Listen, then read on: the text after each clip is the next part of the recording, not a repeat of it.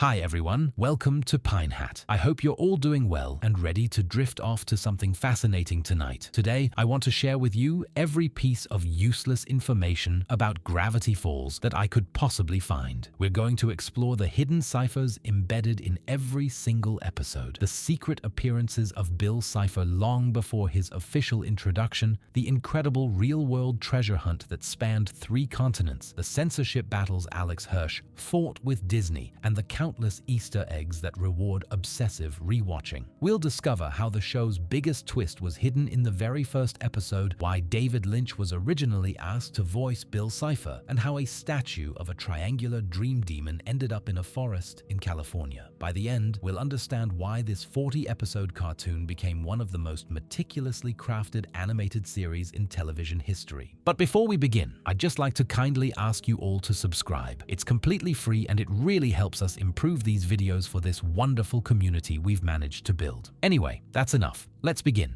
Gravity Falls was created by Alex Hirsch, who based the show on his own childhood experiences with his twin sister, Ariel.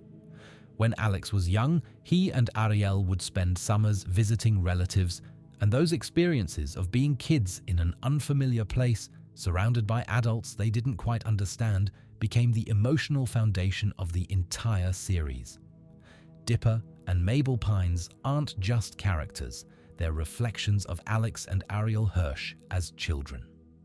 Alex based Dipper on himself. He's described his younger self as that neurotic kid who would carry 16 disposable cameras everywhere he went. He was obsessed with mysteries, with documenting everything, with proving that the strange things he noticed were real. That's Dipper in a nutshell. The constant note-taking, the obsessive theorizing, the desperate need to be taken seriously despite being just a kid. Mabel is based on Ariel. According to Alex, his sister really did wear wacky sweaters and have a different ridiculous crush every week. She was the outgoing one, the creative one, the one who threw herself into life without overthinking everything. The dynamic between the twins in the show mirrors the dynamic Alex and Ariel had growing up. One cautious, one bold, one logical, one emotional, but both deeply connected. Here's something you might not know. Dipper's real name isn't Dipper, it's Mason. Mason Pines. The nickname Dipper comes from a birthmark on his forehead that's shaped like the Big Dipper constellation. He hides this birthmark under his hair because kids used to tease him about it. This detail isn't revealed in the show itself. It's hidden in the tie-in book Journal 3, meaning casual viewers would never know the main character's actual name. The name Mason is itself a reference. Alex Hirsch has mentioned that both Dipper and Mabel have old-fashioned names, which fits their slightly timeless quality. Mason was actually one of the most popular boy names in America in 2012, the year the show premiered, but it has an older feel to it that works for the character. Dipper's birthmark being shaped like a constellation is more significant than it might seem. The Big Dipper is part of Ursa Major, the Great Bear, and it's one of the most recognizable star patterns in the northern sky. It's been used for navigation for thousands of years. Having this mark on his forehead subtly suggests that Dipper is meant to be a guide, someone who helps others find their way. It's never stated in the show, but the symbolism is there if you look for it. Speaking of constellations, let's talk about the sky in Gravity Falls. The animators included accurate star patterns in night scenes throughout the series. When you see the night sky in Gravity Falls, you're seeing actual constellations positioned correctly for the Pacific Northwest. This level of detail is almost invisible to viewers, but it's there. Someone on the team cared enough to get the stars right. The town of Gravity Falls, Oregon doesn't exist in real life, but it's based on several real places that Alex Hirsch visited during a research trip before creating the show. The primary inspiration was a town called Boring, Oregon. Yes, there's really a town called Boring in Oregon. The irony of a town named Boring inspiring a show about supernatural mysteries wasn't lost on Alex, but Gravity Falls also draws from other locations. Alex visited the Oregon Vortex, a roadside attraction that claims to have strange gravitational anomalies. He visited Confusion Hill in California, another tourist trap with optical illusions and claims of supernatural forces. These places became the inspiration for the Mystery Shack, Stan's tourist trap that sells fake supernatural experiences to gullible visitors. The Mystery Shack itself is based on a real place called Trees of Mystery in Klamath, California. If you've ever been there, you'll recognize the giant lumberjack statue that appears in the Gravity Falls opening credits. That statue, standing in front of the Mystery Shack, is a direct homage to the real statue at Trees of Mystery. Here's something beautiful about the Mystery Shack statue. In the opening credits, we see the statue of the lumberjack, and eagle-eyed viewers noticed that it's not just any lumberjack. It's modeled after Archibald Corduroy, the ghost lumberjack who appears in the episode Northwest Mansion Mystery. That episode reveals that the lumberjack died over 100 years ago under tragic circumstances involving the wealthy Northwest family. So the statue in front of the Mystery Shack, which appears in every single opening credits sequence, is actually a memorial to a character whose story we don't learn until much later in the series. The show was always that interconnected. Let's talk about the opening credits, because they're packed with more information than most people realize. The opening sequence contains a cryptogram. At the very end, there's a whispered message that's been reversed. If you reverse the audio, you can hear it say 3 words backward and then a phrase. In Season 1, the whisper says 3 letters back, which tells you how to decode the Caesar cipher messages hidden at the end of each episode. In Season 2, it changes to say the keyword needed for that season's Visionaire ciphers. But that's not all that's hidden in the opening. There's a quick flash of the Bill Cipher wheel, showing all the symbols that represent different characters. This wheel appears in the first episode, long before Bill Cipher is ever introduced as a character. If you knew what to look for, you could have identified the show's main villain from literally the first minute of the first episode. The opening credits also show Polaroid photographs pinned to a board. These photos flash by quickly, but they include images of various creatures and characters that appear throughout the series. Some of them appear before the episodes featuring those creatures ever aired, meaning the opening credits were spoiling future episodes from day one. One of those photographs shows a bald man in goggles with a camouflage suit. This is Blendin Blandin, a time traveler who doesn't officially appear until the 9th episode.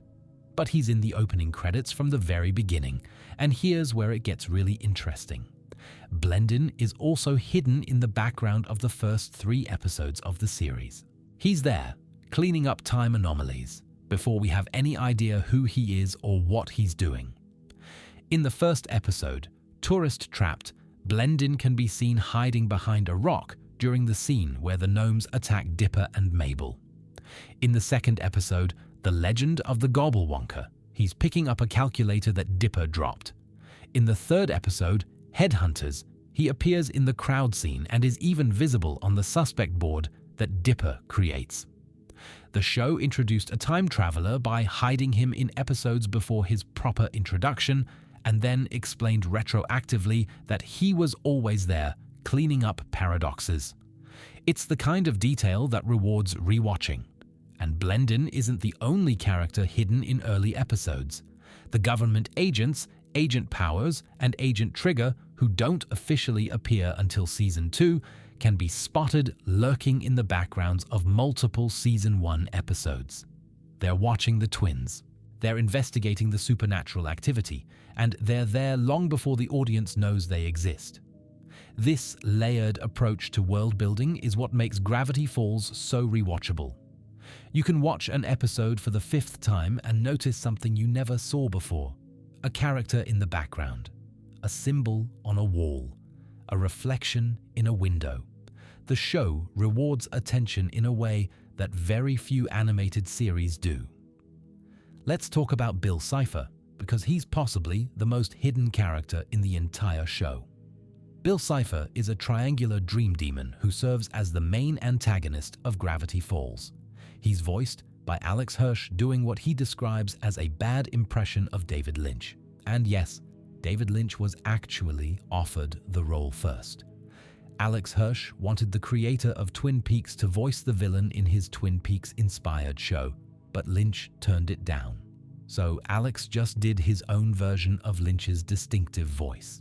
Bill's design is based on the Eye of Providence, the all-seeing eye that appears on the back of the American $1 bill. The connection is intentional. In the Gravity Falls universe, Bill Cipher is literally the reason that Symbol exists. Historical figures like George Washington encountered Bill and put his image on the currency as a kind of tribute or appeasement. Bill appears hidden in the background of almost every episode of Gravity Falls, long before his official introduction in the 19th episode, Dreamscaperers. He's on the back of playing cards. He's carved into trees. He's painted on walls. He's reflected in windows. He's hidden in wallpaper patterns. He's everywhere, watching, waiting, and most viewers never notice. One of the earliest Bill sightings is on a $12 bill in the episode Irrational Treasure. The negative $12 bill, issued by the fictional President Quentin Tremblay, features Bill Cipher prominently. This is episode 8. Bill doesn't speak until episode 19, but he's been on fake currency since episode 8. Bill also appears on the zodiac wheel that flashes during the opening credits. He's at the center, surrounded by 10 symbols representing different characters. These symbols become crucial in the final episode when the characters must unite to defeat Bill. But that wheel has been visible since the very first episode. The ending was foreshadowed from the literal beginning. Here's something even deeper about Bill. In Journal 3, the in-universe book written by Ford Pines, there are pages about Bill's history. These pages reveal that Bill has manipulated multiple historical figures throughout human history. He helped George Washington win the Revolutionary War in exchange for being featured on currency. When Washington's attempt to build a portal for Bill failed, Bill gave him such terrible nightmares that Washington ground his teeth to dust in his sleep and had to get wooden replacements. That's right. The show's lore suggests that George Washington's famous wooden teeth were Bill Cipher's fault. Bill also worked with Stanley Kubrick, helping him fake the moon landing in exchange for Kubrick convincing NASA to build a portal. When NASA refused, Bill cursed Kubrick with bizarre nightmares. But in an ironic twist, those nightmares actually helped Kubrick's film career by giving him disturbing imagery to draw from. These details are never mentioned in the show itself. They're hidden in the Journal 3 book, which has invisible ink pages that can only be read under blacklight. The special edition of Journal 3 includes a blacklight so readers can discover these hidden passages. It's another layer of mystery on top of the already mystery-filled show. Speaking of the Journal 3 book, let's talk about all the supplementary material that expands the Gravity Falls universe. Journal 3 was co-written by Alex Hirsch and Rob Renzetti, and it's presented as an in-universe artifact. It's the actual journal that Dipper finds in the first episode, complete with notes from the author, additions from Dipper, and commentary from other characters.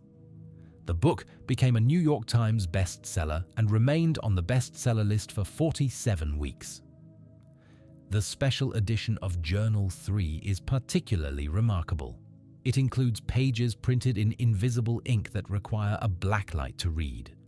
These pages contain additional secrets, including notes from Bill Cipher himself, taunting the reader and revealing information not found anywhere else. The physical book became an extension of the puzzle-solving experience that defined the show. But that's not the only Gravity Falls book. There's also Dipper and Mabel's Guide to Mystery and Non-Stop Fun, which includes its own hidden ciphers. And there's Gravity Falls, Lost Legends, a graphic novel featuring 4 new stories set in the Gravity Falls universe. Each of these books contains codes, secrets, and hidden messages that expand on the show's mythology. Most recently, In 2024, Alex Hirsch released The Book of Bill. This book is presented as being written by Bill Cipher himself and reveals his origins, his time in a dimension called the Thera Prism after his defeat, and numerous other secrets that fans had been speculating about for years. The Book of Bill is aimed at an older audience than the show and contains darker content than Disney would have allowed on television. Now let's talk about the codes themselves, because the cryptography in Gravity Falls is a masterclass in audience engagement. Every single episode of Gravity Falls ends with a coded message during the credits. These messages use different cipher systems depending on when in the series they appear. Episodes 1 through 6 use the Caesar cipher, where each letter is shifted by 3 positions in the alphabet. The very first cryptogram from the first episode reads VWDQ, LVQRWZKDWKHVHPV, which decodes to Stan is not what he seems. Think about that. The first episode's secret message tells you that Stan is hiding something. This was the show's biggest mystery, building toward the reveal that Stan had a secret twin brother who wrote the journals, and the answer was encoded in the credits of the very first episode. Anyone who decoded that message in June 2012 knew something major was coming with Stan, but they had to wait until March 2015 to find out what. Episodes 7 through 13 use the @bash cipher, where the alphabet is reversed. A becomes Z, B becomes Y, and so on. Episode 7 actually tells you this is happening. Its coded message reads, Mr. Caesarian will be out next week. Mr. @bash will substitute. The show literally told viewers that the cipher was changing. Episodes 14 through 19 use the A1Z26 cipher, where letters are replaced with their numerical position in the alphabet. A is 1, B is 2, Z is 26. These codes look like strings of numbers separated by dashes. Episode 20, the Season 1 finale, uses a combined cipher that requires applying A1Z26, then @bash, then Caesar in sequence. It's significantly harder to crack than the previous ciphers. Season 2 introduced the Visionaire cipher, which is substantially more complex. A Visionaire cipher uses a keyword to determine how much each letter shifts, meaning you need to know the keyword to decode the message. The show hid these keywords within each episode. Sometimes they appeared on signs in the background. Sometimes they were written on objects. Sometimes they required careful attention to dialogue. Finding the keyword became part of the puzzle. For example, the first episode of Season 2, Scary Oak, uses the keyword whittle, which appears written on the wall of Gideon's prison cell. The coded message SMOFZQAJDFV decodes to Welcome Back once you apply the Visionaire cipher with that keyword. The cryptograms weren't just random messages. They often hinted at future plot developments, made jokes about the episode's content, or referenced real-world events. The message from Boys Crazy reads, Happy now, Ariel? This is Alex Hirsch teasing his sister because the episode featured a boy band called Several Timmers, and Ariel was obsessed with NSYNC as a kid. Alex literally got Lance Bass, an actual NSYNC member, to voice all 5 members of the fictional boy band, then put a coded message in the credits teasing his sister about it. Beyond the credit cryptograms, codes appear throughout the episodes themselves. Symbols are carved into trees, written on signs, hidden in the background art. The show created an entire symbol substitution cipher that appears in the journals. Fans created online tools to help decode messages, and the Gravity Falls community became expert cryptographers. One of the most elaborate codes spans multiple episodes. Certain letters appear highlighted or unusual throughout Season 2. When collected and decoded, they spell out messages about Bill Cipher's plans. The show was hiding a meta-puzzle across its entire second season, rewarding viewers who were paying extremely close attention. Let me tell you about the reversed audio messages, because they're another layer of hidden content. Throughout Gravity Falls, there are moments where audio is played backward. If you reverse these segments, you can hear hidden messages. The opening credits whisper is the most famous example, but there are others throughout the series. In the episode Dreamscaperers, when Bill Cipher is being summoned, there's backward audio that reveals additional information about the ritual. In the finale, Bill's final words are spoken backward. When reversed, they say AXOLOTL, my time has come to burn. I invoke the ancient power that I may return. This backward message became crucial to theories about whether Bill actually died at the end of the series or found a way to survive. The axolotl that Bill invokes is a cosmic entity in the Gravity Falls universe. In the book Dipper and Mabel and the Curse of the Time Pirate's Treasure, which is presented as a choose-your-own-adventure story, one path leads to an encounter with the axolotl. This entity speaks in riddles and suggests that Bill Cipher could return if he invokes its name. Bill's backward message at his moment of death does exactly that, so even at the very end, the show left a mystery unsolved, a door left slightly open. Now let's talk about the foreshadowing, because Gravity Falls is possibly the most foreshadowed show in television history. The central mystery of Season 1 is the identity of the author of the journals. We know someone wrote these mysterious books documenting the supernatural creatures of Gravity Falls, but we don't know who. The author's identity is hinted at throughout the series through dozens of small details. In the episode, The Legend of the Gobblewonker, Stan's license plate reads STNLYMBL. This looks like it could be Stanford Mobile, which would make sense since Stan's name appears to be Stanford Pines. But it actually reads Stanley Mobile. Stan's real name is Stanley. The Stanford name belongs to his twin brother. This was hidden in the second episode over 2 years before the twin reveal. In Headhunters, Stan becomes obsessed with a wax duplicate of himself that Mabel makes and is distraught when it's murdered. This is played as a comedic character beat about Stan's vanity, but it's actually foreshadowing his obsession with getting his brother back. The emotional resonance of having a duplicate of yourself is personal to Stan because he lost his identical twin. In Carpet Diem, Dipper and Mabel discover a hidden room in the Mystery Shack. In this room, Stan finds a pair of square glasses. We see him looking at these glasses with an expression of deep sadness. Why would Stan be sad about finding glasses? Because they belong to his brother. Because everything in that hidden room reminds him of the family member he lost. The author of the journals is revealed to have 6 fingers on each hand. This is why the journal has a 6-fingered hand on the cover. Throughout the series, there are subtle references to 6 fingers. Statues have 6 fingers. Drawings have 6 fingers. The number 6 appears with unusual frequency. These details are invisible on first viewing but become obvious on rewatch. In the episode Little Gift Shop of Horrors, Stan tells a story about Waddles the pig becoming a super genius. In Stan's story, Waddles becomes so intelligent that he builds amazing machines, but eventually chooses to give up his intelligence to stay with Mabel, someone who loves him unconditionally.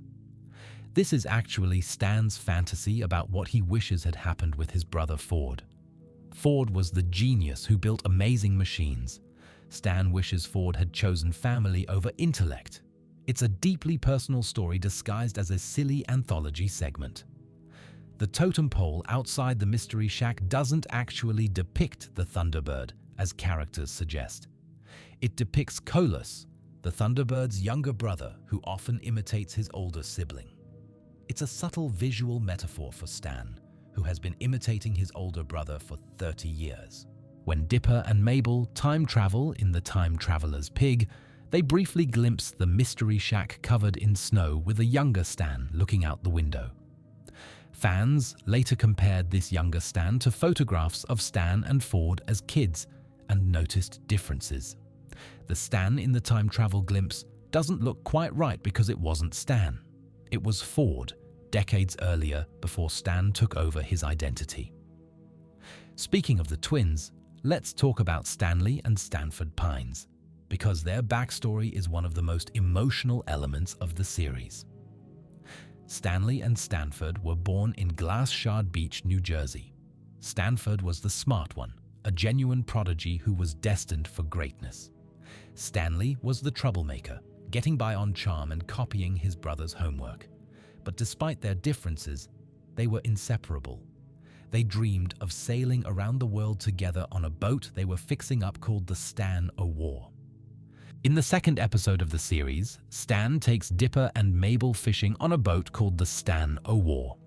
This seems like just a character detail, but it's actually deeply sad.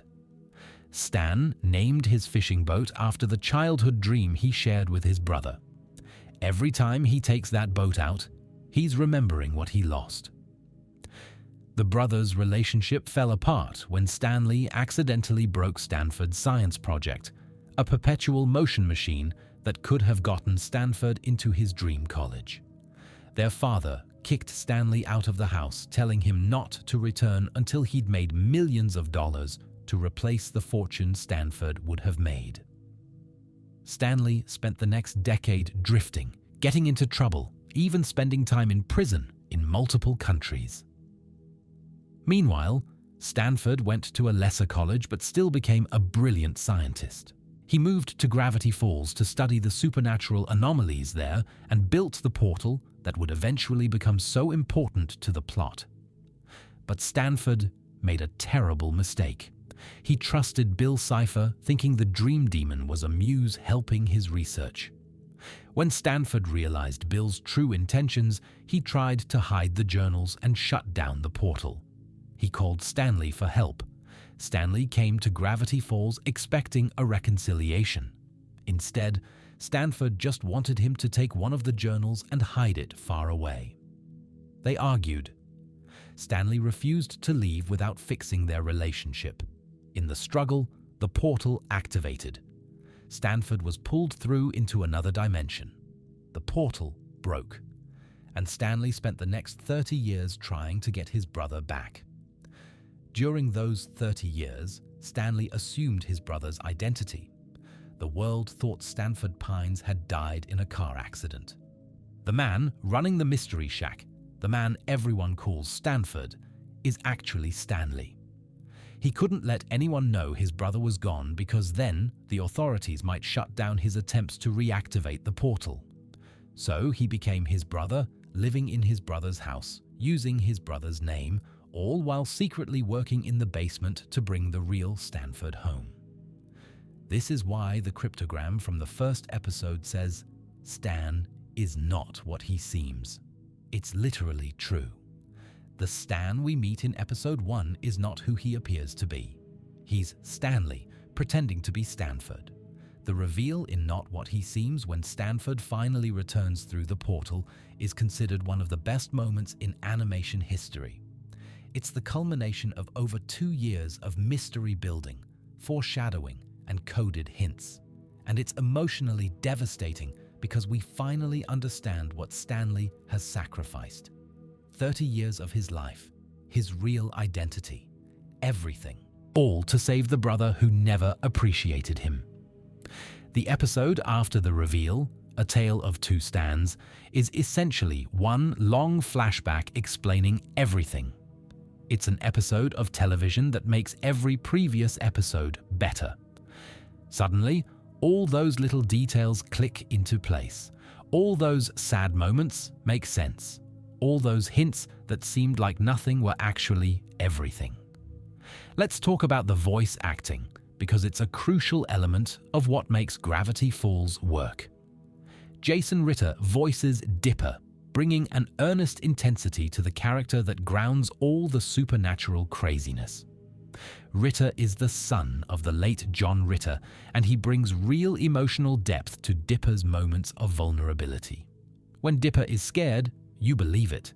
When Dipper is excited about a mystery, you feel it. Kristen Schaal voices Mabel, and her performance is a masterclass in comedic timing. Schaal improvised many of Mabel's best lines. Her delivery can make almost any line funny, but she can also hit emotional beats when necessary.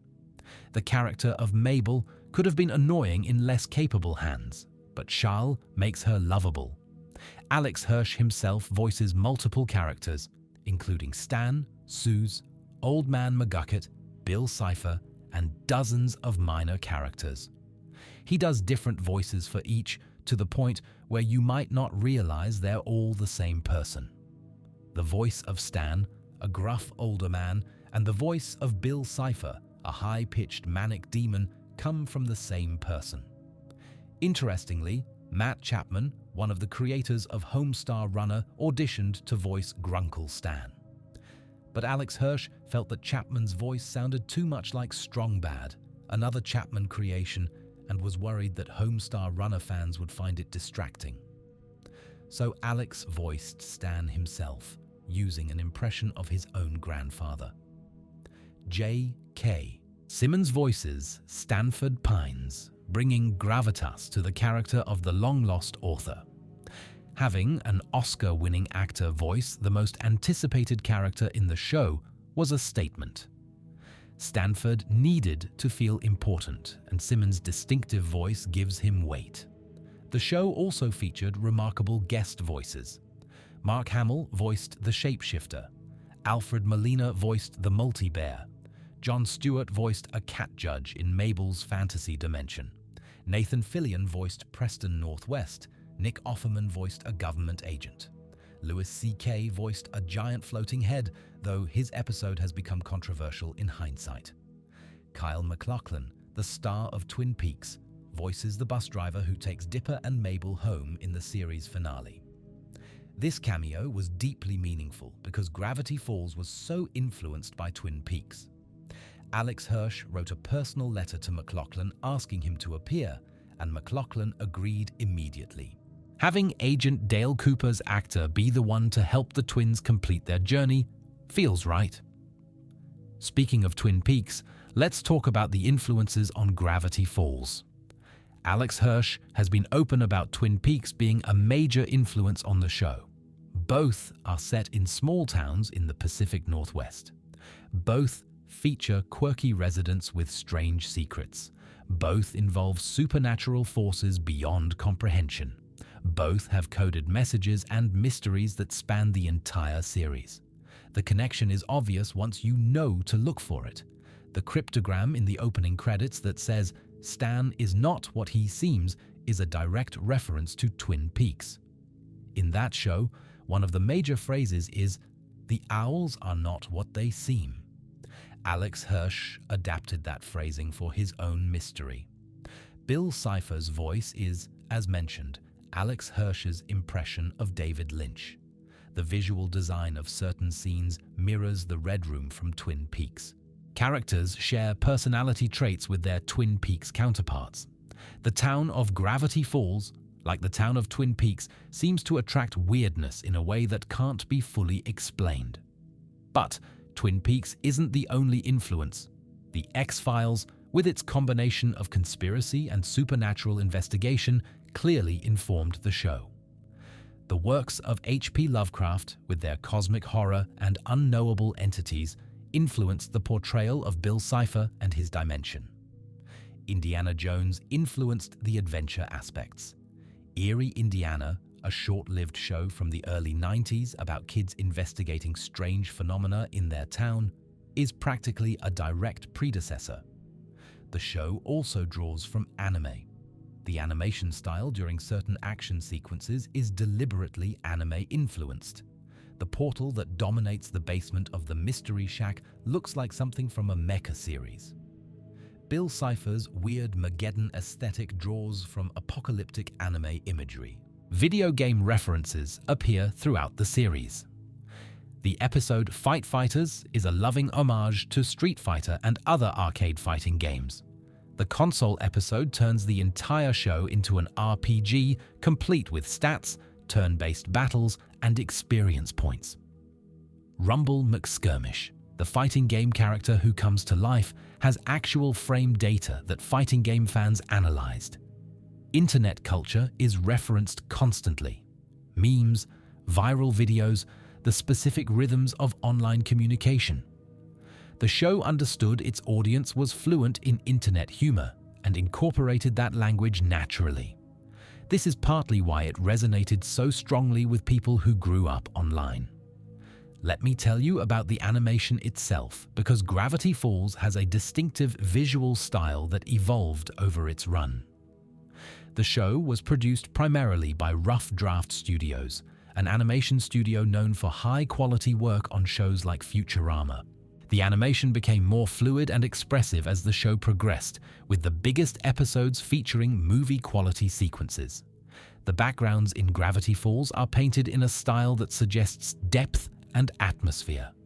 The forests feel genuinely mysterious. The Mystery Shack feels lived in. Gravity Falls. The town feels like a real place you could visit. Background artists hid details in almost every frame, rewarding viewers who paused to look closely. Character design in Gravity Falls follows specific rules.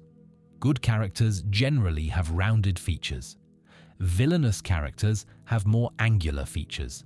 Bill Cipher is literally made of sharp angles. This visual language helps viewers intuitively understand character relationships even before behavior reveals true intentions. The color palette shifts to indicate tone. Normal scenes use warm, inviting colors. Supernatural scenes often shift toward cooler blues and purples. Scenes with Bill Cipher frequently use yellow, his signature color, in ways that make viewers uncomfortable. The show uses color theory deliberately to manipulate emotion. During Weirdmageddon, the finale arc, the animation reaches its peak. Bill Cipher's reality warping abilities allow the animators to break every rule they'd established. The sky turns into an infinite nightmare. Buildings become teeth. The laws of physics become suggestions. It's visually overwhelming in the best way. Now let me tell you about the Cipher Hunt, because it might be the most ambitious fan experience any show has ever created. When Gravity Falls ended in February 2016, the finale included a brief shot of a real statue of Bill Cipher in the woods. Not an animated statue, an actual, physical statue that someone had filmed in a real forest. Fans immediately began speculating that there was a real Bill Cipher statue somewhere in the world. Alex Hirsch confirmed this speculation 5 months later when he announced the Cipher Hunt. On July 20th, 2016, he tweeted a cryptic image containing coded messages.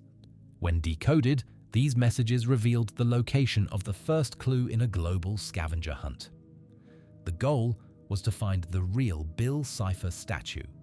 The hunt spanned multiple countries. The first clue was in St. Petersburg, Russia, at the Kazan Cathedral. The second was at a shrine in Japan. Clues appeared in Los Angeles, Atlanta, and various locations across the United States. Each clue led to the next through puzzles that required the cryptographic skills fans had developed watching the show. The community worked together across time zones and continents.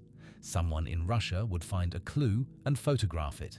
Someone in California would decode it.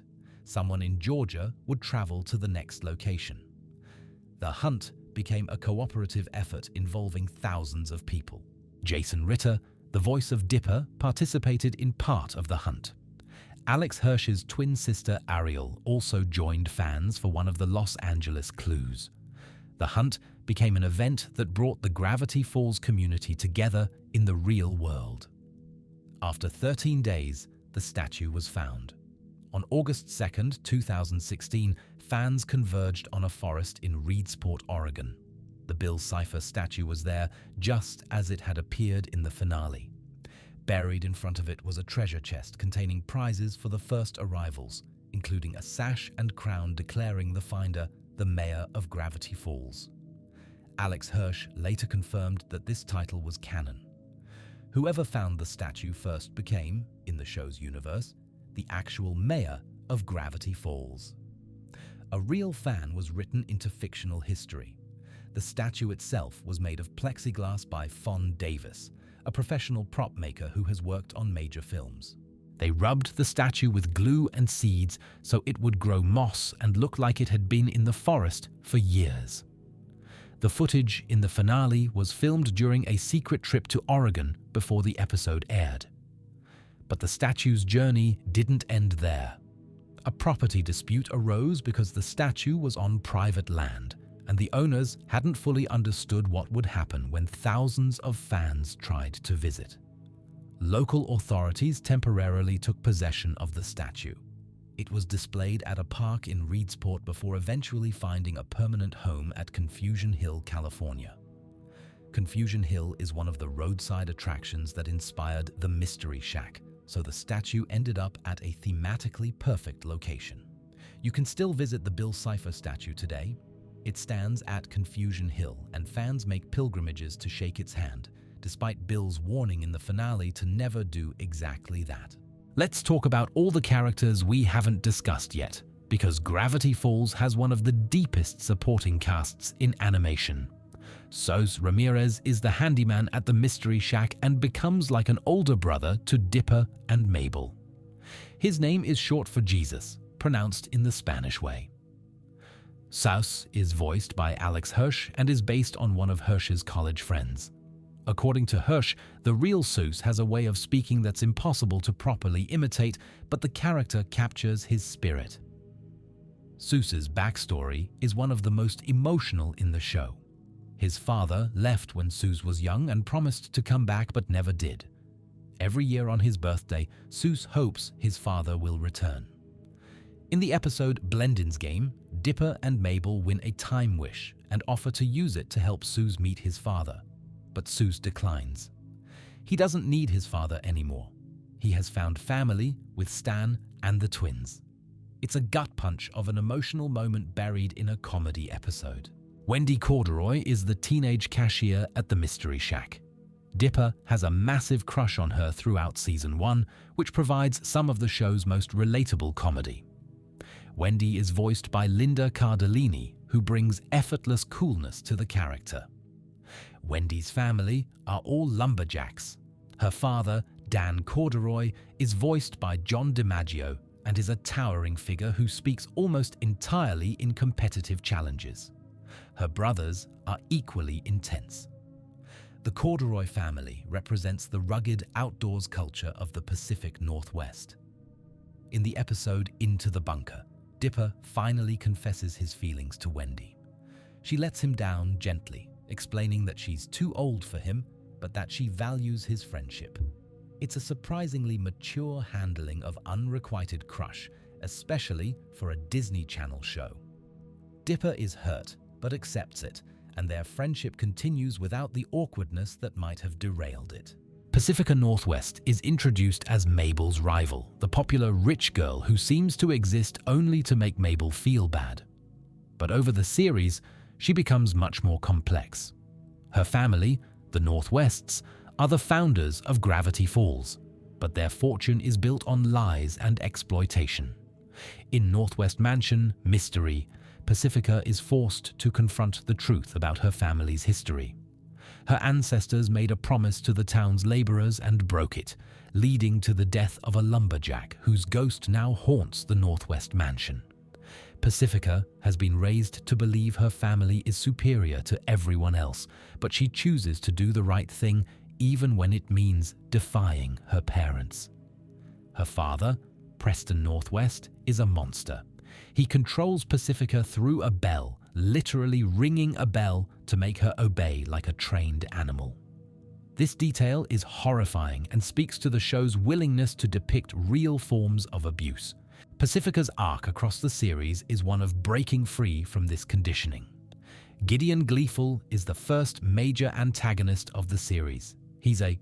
Now let me tell you about the Cipher Hunt, because it might be the most ambitious fan experience any show has ever created.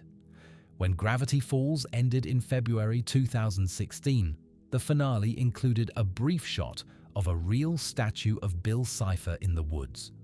Not an animated statue, an actual physical statue that someone had filmed in a real forest. Fans immediately began speculating that there was a real Bill Cipher statue somewhere in the world.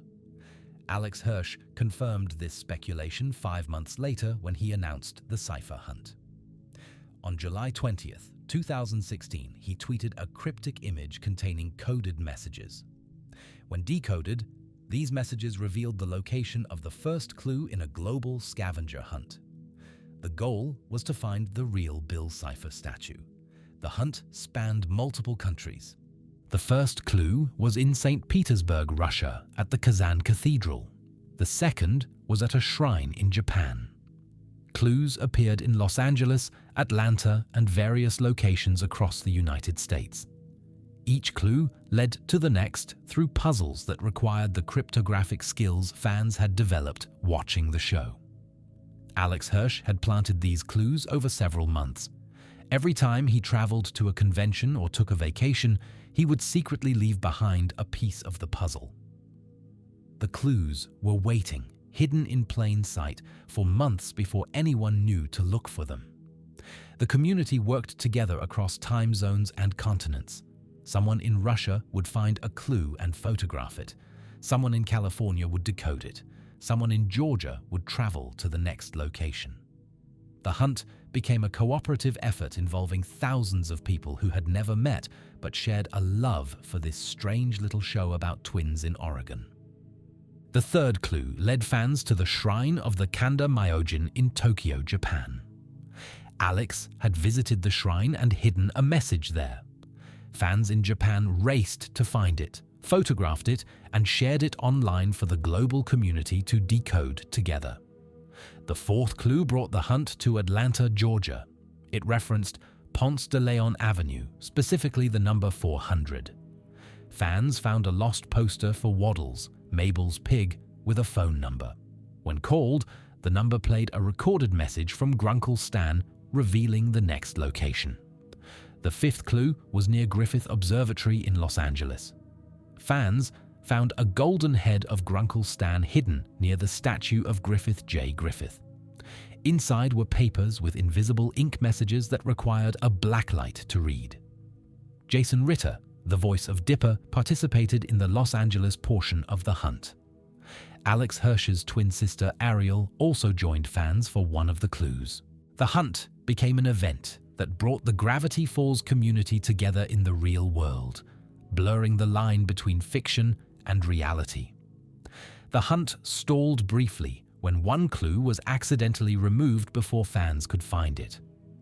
Alex Hirsch had to intervene, providing an alternative path to the next location.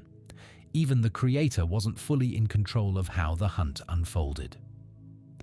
One clue led to the California State Summer School for the Arts in Santa Clarita, where fans discovered hex codes hidden in a basement. Another sent fans to a P.O. box where they received pieces of a massive puzzle. When assembled, the puzzle revealed part of a map. The Enchanted Forest amusement park in Turner, Oregon, held the final clue before the statue itself. This clue referenced Roger Tofter, the park's creator, and led fans to a message hidden near a sign about a character named Bill. After 13 days of puzzles spanning multiple countries, the hunt reached its conclusion. Fans decoded a final message using the Polybius Square Cipher, a code referenced by an urban legend about a mysterious arcade game. The decoded message revealed the statue's location: Reedsport, Oregon. On August 2nd, 2016 at 7:53 p.m. Pacific Time, a fan with the Twitter handle shadow_wolfwind found the statue in a forest clearing. She posted a photograph, and the Gravity Falls community celebrated around the world. Buried in front of the statue was a treasure chest. Inside were prizes for the first arrivals, plastic coins and gems, currency from Russia and Japan, referencing the international nature of the hunt, a music box that played the Gravity Falls theme, a miniature Bill Cipher statue, and most importantly, a sash and crown declaring the finder the mayor of Gravity Falls. There was also a copy of Journal 3 signed by Alex Hirsch with a personal sketch inside. A blacklight flashlight, a USB drive containing an audio message from Grunkle Stan congratulating the winners, and a letter written in invisible ink that only appeared under the blacklight. Alex Hirsch later confirmed that the title of Mayor of Gravity Falls was canon. Whoever found the statue first became, in the show's universe, the actual mayor of the town. A real fan was written into fictional history through their dedication to solving the puzzle. The statue itself was crafted by Fon Davis, a professional prop maker who has worked on major Hollywood films, including the Star Wars prequels. The statue is made of plexiglass, a material chosen because it can withstand outdoor weather conditions. Davis and Hirsch rubbed the statue with glue mixed with seeds so that it would grow moss over time, making it look like it had been in the forest for years rather than months. The brief footage of the statue that appears in the series finale was filmed during a secret trip to Oregon. Hirsch drove up with the statue, installed it in the ground, filmed a few seconds of footage, and then left it there to wait for fans to find it months later. But the statue's journey didn't end with its discovery. A property dispute arose almost immediately. The landowner hadn't fully understood what would happen when thousands of fans tried to visit their property. Local authorities temporarily took possession of the statue while the dispute was resolved. The statue was briefly displayed at Bicentennial Park in Reedsport, Oregon, where fans could visit it more easily. But eventually, it found a permanent home at Confusion Hill, a roadside attraction in Pierce, California. Confusion Hill is one of the locations that inspired the Mystery Shack. It's a tourist trap that claims to have gravitational anomalies and optical illusions, exactly the kind of place Stan Pines would run. Having the Bill Cipher statue end up there is thematically perfect. You can still visit the statue today. Fans make pilgrimages to Confusion Hill to see Bill Cipher, take photographs, and shake his hand, despite the show's warning to never do exactly that. The statue has become a real-world monument to the series, a physical reminder that Gravity Falls was always about more than just a television show. The Cipher hunt demonstrated something remarkable about the relationship between creators and fans. Alex Hirsch trusted his audience to be smart enough to solve genuinely difficult puzzles. He trusted them to work together across borders and time zones. He created an experience that couldn't be completed alone, that required community.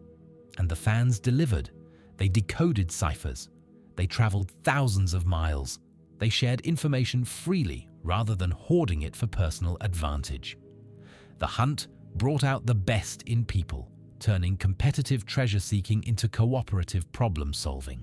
Now let's talk about all the characters we haven't discussed yet, because Gravity Falls has one of the deepest supporting casts in animation history. Sus Ramirez is the handyman at the Mystery Shack and becomes like an older brother to Dipper and Mabel over the course of the summer. His full name is Jesus Alzamirano Ramirez, with Sus being a nickname derived from the Spanish pronunciation of Jesus. He's voiced by Alex Hirsch and is based on one of Hirsch's college friends, also named Jesus. According to Hirsch, the real Sus has a particular way of speaking that's almost impossible to properly imitate. The character captures his spirit rather than his exact mannerisms. The real Jesus Chambreau has made appearances at Gravity Falls fan events and is apparently delighted by his animated counterpart. Sus's backstory is one of the most emotionally devastating in the show. His father left when Sus was young. Every year on his birthday, Sus waits for his father to return, hoping that this will be the year his dad finally comes back. He never does. In the episode Blendin's Game, Dipper and Mabel compete in a time-traveling gladiatorial tournament and win. The prize is a time wish, which can alter history without creating paradoxes. They offer to use this incredible power to help Sus finally meet his father, to give him the closure he's been seeking his entire life. But Sus declines. He realizes that he doesn't need his biological father anymore. He's found family with Stan, with the twins, with the people at the Mystery Shack who actually care about him. The wish wouldn't give him anything he doesn't already have. It's a gut punch of an emotional moment buried in what initially seems like a comedy episode about time-traveling gladiators. Gravity Falls constantly does this, hiding profound emotional truths inside silly supernatural adventures. At the end of the series, when Stan is preparing to leave Gravity Falls forever, he gives Seuss ownership of the Mystery Shack. Seuss becomes Mr. Mystery, inheriting Stan's fez and taking over the tourist trap business. It's the perfect ending for a character who found his true family through the show. Wendy Corduroy is the teenage cashier at the Mystery Shack. She's cool in a way that's almost effortless, the kind of person everyone wants to be friends with. Dipper develops a massive crush on her throughout Season 1, which provides some of the show's most relatable and cringe-inducing comedy. Wendy is voiced by Linda Cardellini, who brings an effortless coolness to the character. Cardellini is known for roles in Freaks and Geeks and the Scooby-Doo movies, and she gives Wendy a laid-back quality that makes her instantly likable. Wendy's family are all lumberjacks. Her father, manly Dan Corduroy, is voiced by John DiMaggio and is a towering figure who speaks almost entirely in competitive challenges. He punches trees for fun. He teaches his children to be tough. The Corduroy family represents the rugged outdoors culture of the Pacific Northwest taken to absurd extremes. Wendy has multiple brothers who are equally intense. The entire family is massive, bearded, and aggressive. Wendy is the odd one out, the chill teenager in a family of competitive lumberjacks. It's a running joke that the show never fully explains. In the episode Into the Bunker, Dipper finally confesses his feelings to Wendy. The confession comes at a moment of genuine danger when they might not survive, and Dipper decides he needs to tell her the truth. Wendy lets him down gently, explaining that she's too old for him, but that she genuinely values his friendship. It's a surprisingly mature handling of unrequited crush, especially for a Disney Channel show. Dipper is hurt, but accepts the rejection. Their friendship continues without the awkwardness that might have derailed it. The show treats both characters with respect, acknowledging that crushes don't always work out, but that doesn't mean anyone did anything wrong.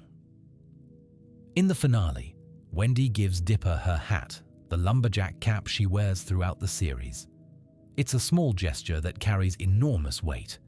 She's giving him something that represents her, something to remember her by when he goes back home. Pacifica Northwest is introduced as Mabel's rival, the popular rich girl who seems to exist only to make Mabel feel bad about herself. She's blonde, beautiful, wealthy, and cruel in the way that only privileged children can be cruel. She represents everything Mabel isn't. But over the series, Pacifica becomes much more complex. Her family, the Northwests, are the founders of Gravity Falls. They're the wealthiest family in town, living in a massive mansion on the hill. But their fortune is built on lies and exploitation. The founding of Gravity Falls wasn't the noble endeavor the Northwests claim. The original settlers were lumber workers who built the town through hard labor. The Northwests made them a promise. When the town was established, they would throw open the doors of their mansion for a celebration with the common people. They never did. They kept the doors locked and enjoyed their wealth alone. One of those workers was a lumberjack who died waiting for the promised celebration. His ghost has haunted the Northwest Mansion ever since, appearing every 150 years to take revenge on the family that betrayed him. In Northwest Mansion Mystery, Pacifica is forced to confront this history. She's been raised to believe her family is superior to everyone else, that they deserve their wealth and status because they're simply better people. Learning the truth is devastating. Her father, Preston Northwest, is a monster. He controls Pacifica through a bell. Literally. He rings a bell and she obeys, like a trained animal. The show depicts this with the horror it deserves. Pacifica flinches when she hears any bell sound because she's been conditioned through what is clearly abuse. Despite her father's control, Pacifica chooses to do the right thing. She opens the mansion doors, fulfilling the promise her ancestors broke, and puts the ghost to rest. It's the first time she's ever defied her parents, and you can see what it costs her. Throughout Season 2, Pacifica gradually becomes a better person. She and Dipper develop something that might be a friendship or might be something more. The show leaves their relationship ambiguous, but there's clearly mutual respect by the end. In the finale, Pacifica fights alongside the other townspeople against Bill Cipher. She's come a long way from the shallow, mean girl we met in Season 1. Gideon Gleeful is the first major antagonist of the series. He's a child psychic, or at least he pretends to be. In reality, his powers come from Journal 2, which he discovered and used to build a fake psychic act that made him beloved throughout Gravity Falls. Gideon is voiced by Thurop Van Orman, who also created The Marvelous Misadventures of Flapjack. The voice is a high-pitched southern drawl that's simultaneously adorable and unsettling. Gideon looks like a cherubic little boy, but acts like a calculating criminal mastermind. Gideon becomes obsessed with Mabel, pursuing her romantically in a way that's creepy and possessive. When Mabel rejects him, he decides to destroy the Pines family. He nearly succeeds, using the power of Journal 2 to summon a giant robot and almost killing Dipper and Mabel before being stopped. The show treats Gideon as genuinely threatening despite his ridiculous appearance. He's willing to hurt people. He's willing to kill. The contrast between his cute exterior and his genuine menace is part of what makes him effective as a villain. Gideon ends up in prison after his defeat, but he continues scheming from behind bars. In Season 2, he eventually allies with Bill Cipher, which proves to be a mistake. Bill uses Gideon and discards him. By the end of the series, Gideon has actually reformed somewhat, recognizing that his obsession and cruelty got him nowhere. Old Man McGucket is one of the strangest and most tragic characters in the show. When we first meet him, he's the town crazy person, a babbling lunatic who lives in the dump and builds robots out of garbage. He seems like a one-note joke character. But McGucket has a secret history. He was once Fiddleford Hadron McGucket, a brilliant engineer and Stanford Pines' research partner. The two of them built the portal together. But when McGucket glimpsed what was on the other side, what Bill Cipher truly was, he went insane. To cope with the horror, McGucket invented the memory gun, a device that could erase specific memories. He erased his memory of the portal, of Bill, of everything that had frightened him. But he didn't stop there. Over the years, he used the gun on himself repeatedly, erasing more and more until almost nothing was left. The babbling lunatic in the dump is the empty shell of a genius scientist who lobotomized himself with his own invention because he couldn't handle what he had seen. The Society of the Blind Eye is an organization McGucket founded. Its members use the memory gun to erase townspeople's memories of supernatural events, keeping Gravity Falls ignorant of its own strangeness. When Dipper and Mabel discover the Society and destroy the memory gun, they inadvertently help McGucket begin recovering his lost memories. McGucket's recovery is gradual and touching.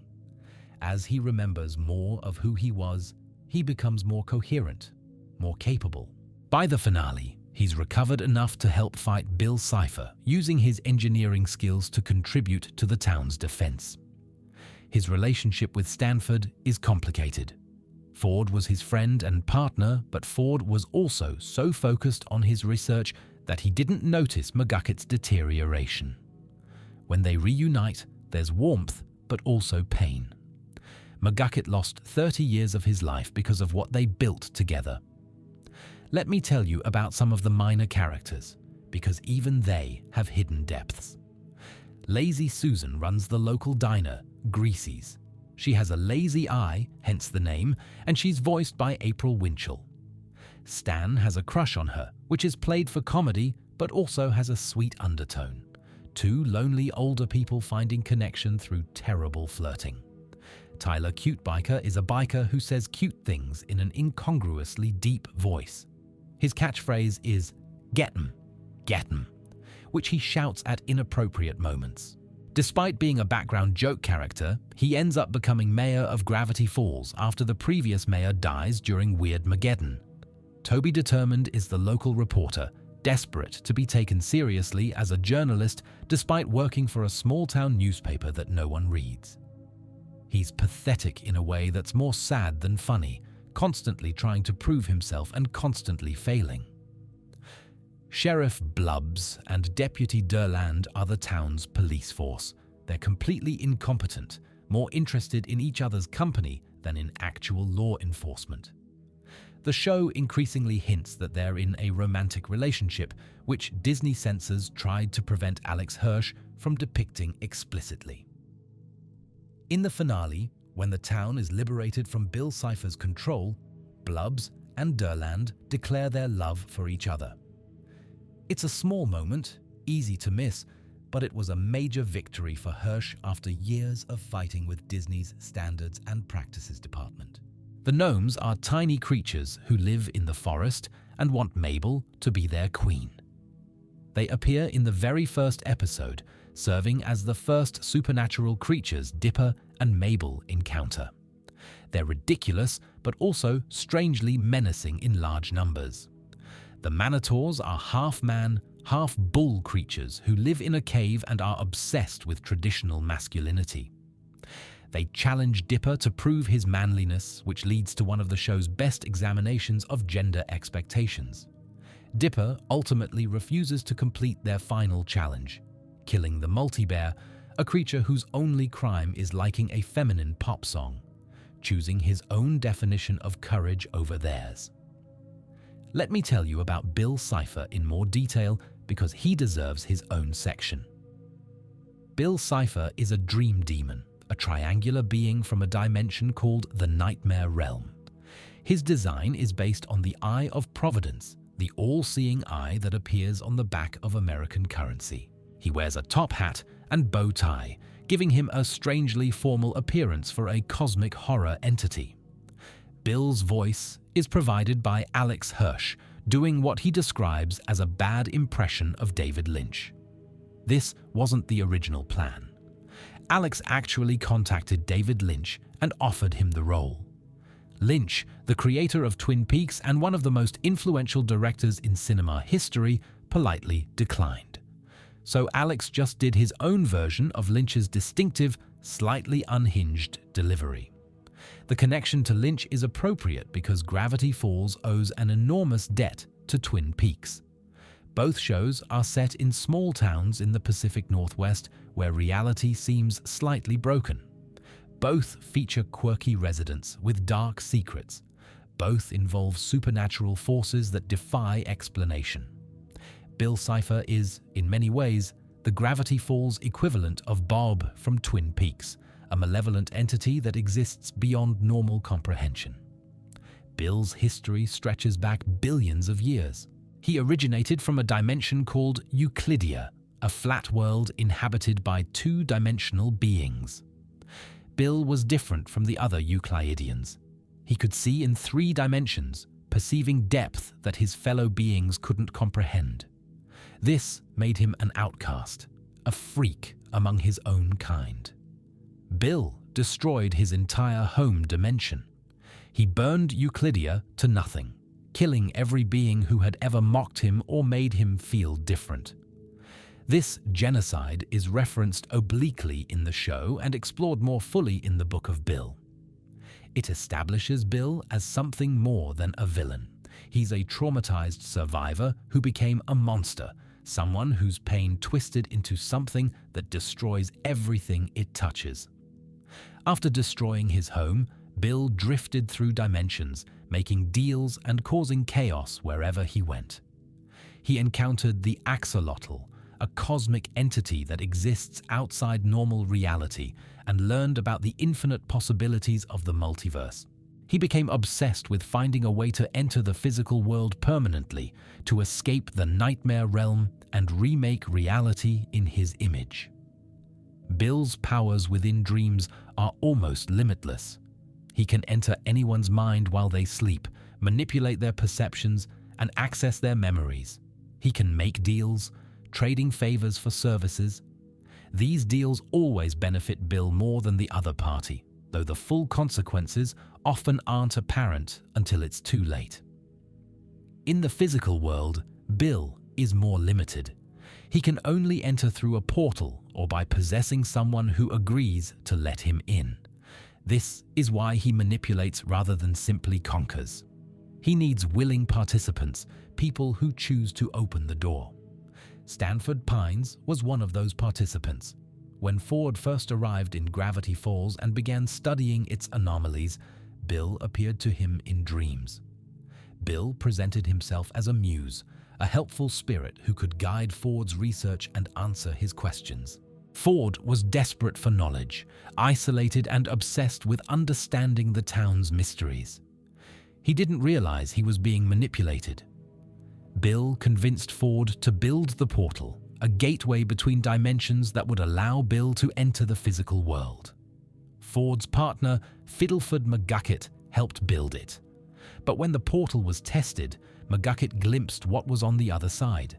He saw Bill's true nature and went mad with terror.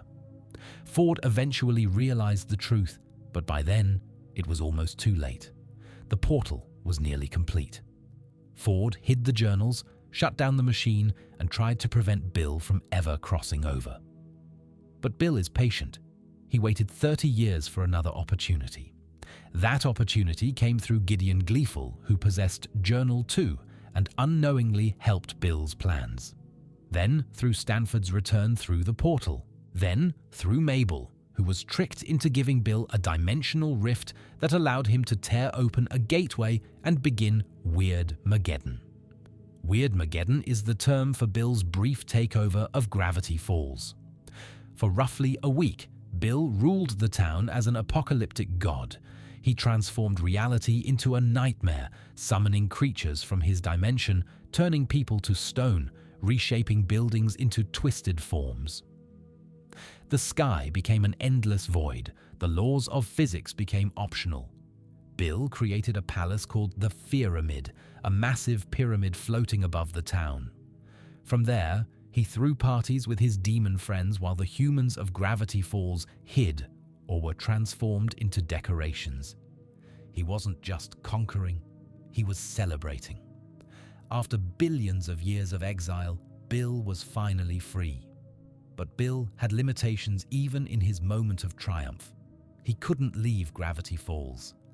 A barrier surrounded the town, preventing him from spreading his chaos to the rest of the world. Ford had created this barrier as a safety measure, a last fail-safe in case Bill ever got through.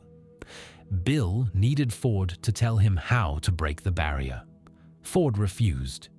Even when Bill tortured him, even when Bill threatened everything Ford cared about, Ford wouldn't give up the information. This became the central conflict of Weirdmageddon. Bill trying to break the barrier, Ford refusing to help him. The solution came from an unexpected source: Stanley Pines, the twin brother who wasn't a genius, who wasn't special, who had spent 30 years just trying to fix his mistakes. Stan figured out something no one else had considered. Bill could be erased. The memory gun that McGucket had invented could erase memories, and if Bill was inside someone's mind when the gun was used, Bill would be erased too. But it required sacrifice. Whoever Bill was possessing would lose their memories as well. Stan tricked Bill into possessing him by pretending to be Ford. The twins had switched clothes, played on Bill's assumptions. When Bill entered Stan's mind expecting Ford's knowledge, he found himself trapped. Ford used the memory gun on his brother, erasing Stan's memories and Bill along with them. Bill's last words, spoken as he was being erased, were delivered backward. When reversed, they form a message: AXOLOTL, my time has come to burn. I invoke the ancient power that I may return. The axolotl is a cosmic entity that Bill had encountered in his journeys. By invoking its name at the moment of his death, Bill may have created a loophole, a way to eventually return. The show never confirms this, leaving Bill's ultimate fate ambiguous. Stan's memories were restored through the power of his family's love, a sentimental ending that somehow works because the show earned it. The specific mechanism isn't explained, but Mabel's scrapbook, filled with memories of their summer together, helps Stan recover who he was. The man who sacrificed everything for his brother gets to keep being himself after all. Bill Cipher's design includes numerous hidden details. His eye is always watching, following the viewer. His body contains brick patterns that reference the Eye of Providence on the dollar bill.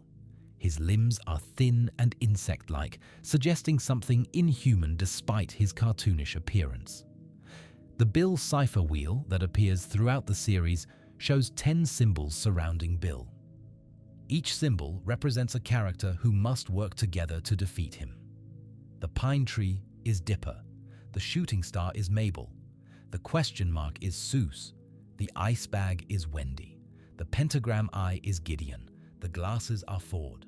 The crescent symbol is Stan. The llama is Pacifica. The heart with the stitches is Robbie. And the six-fingered hand is Ford again, or possibly represents the journals themselves. In the finale, these characters must form a circle and hold hands to activate a zodiac that would have destroyed Bill without any sacrifice required. But Stan and Ford couldn't stop arguing long enough to complete the ritual. Their decades-old feud almost cost everyone everything. This is crucial to understanding Gravity Falls as a show. The solution to the cosmic horror-threatening reality was simply people working together. The failure that necessitated Stan's sacrifice was also simply people refusing to work together. The show's ultimate message is about family, about putting aside old wounds, about choosing love over pride. Let me tell you about the censorship battles that shaped Gravity Falls, because they reveal a lot about how the show was made. Alex Hirsch has been extraordinarily open about his conflicts with Disney's Standards and Practices Department. In 2022, to celebrate the 10th anniversary of the show's premiere, he released videos and emails showing the notes he received and his responses to them. Some of the censorship requests were absurd. Disney objected to the word poop face. They objected to a character wearing a teddy bear costume because it might suggest furry culture. They objected to the phrase holy mackerel because it contained the word holy. They objected to a limerick beginning. There once was a man from Kentucky because the more famous version of that limerick is dirty, even though the Kentucky version doesn't actually exist. Alex Hirsch fought back constantly. He would ask Disney to explain their reasoning. He would demand paper trails. He would refuse to make changes and dare them to cut the scenes themselves. Sometimes he won.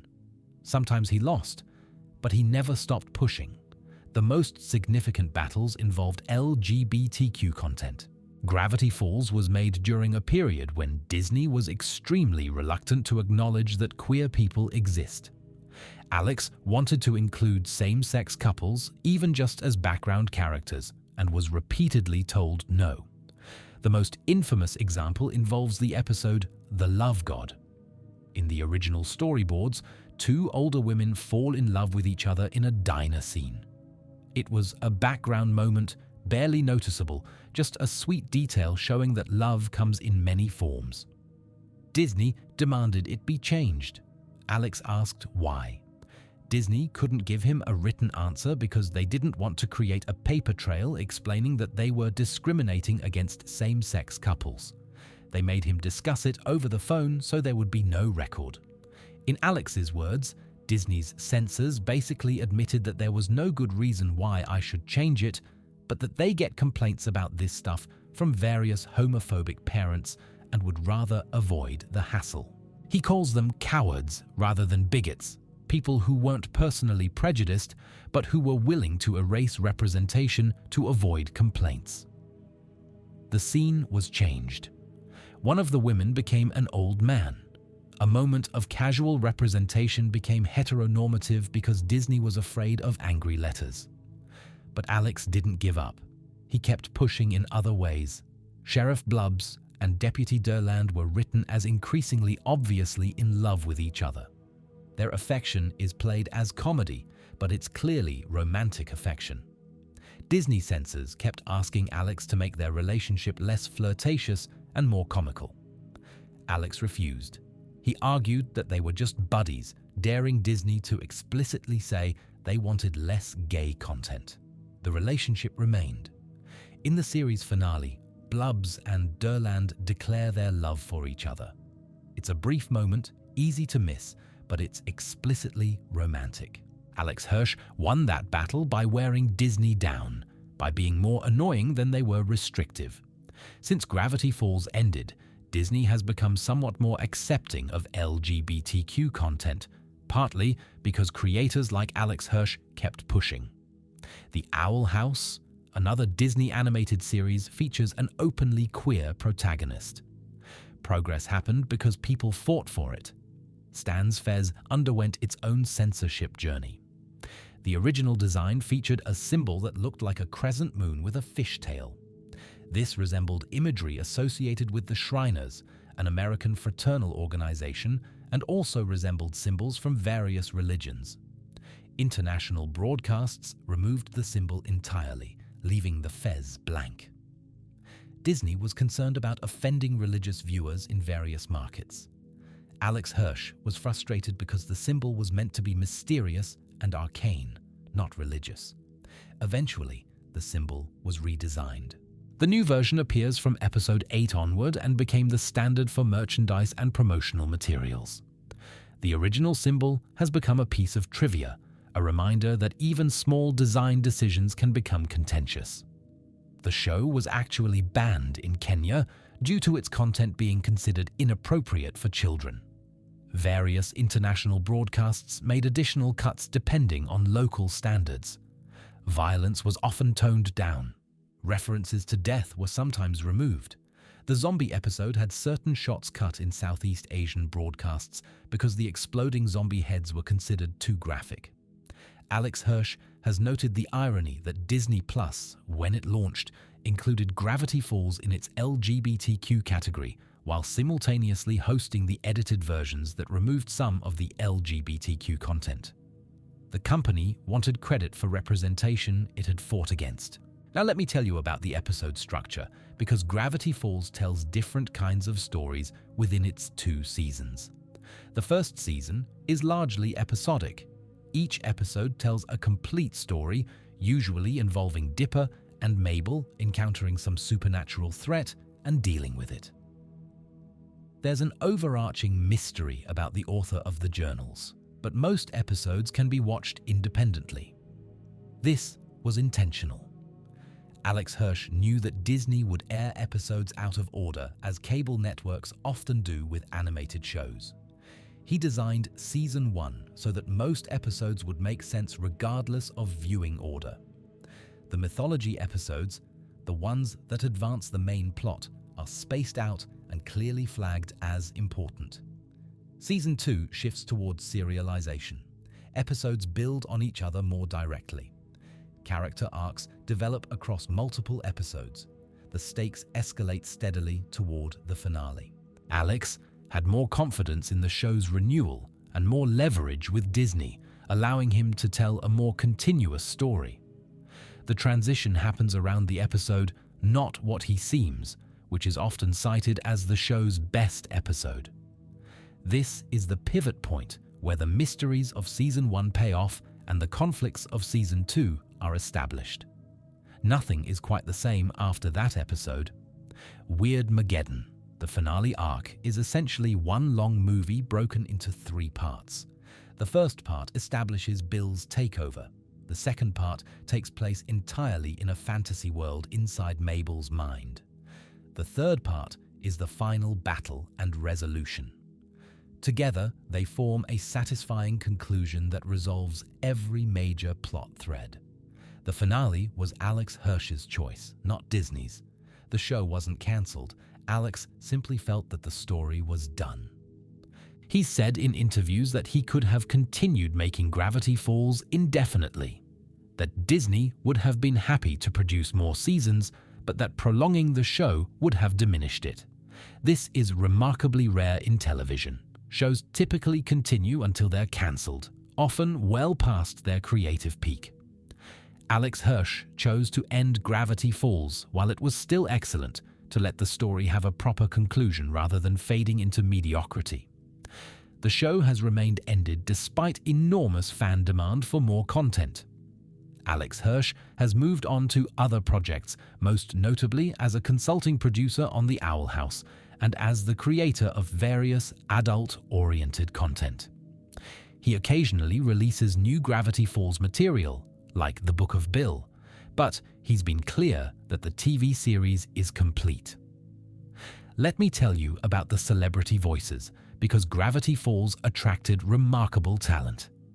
J.K. Simmons voices Stanford Pines, the author of the journals. Simmons won an Academy Award for Whiplash and has been in countless films and TV shows. Having an Oscar-winning actor voice the most anticipated character in the series was a statement about the show's ambitions. Simmons' voice gives Ford weight and gravitas.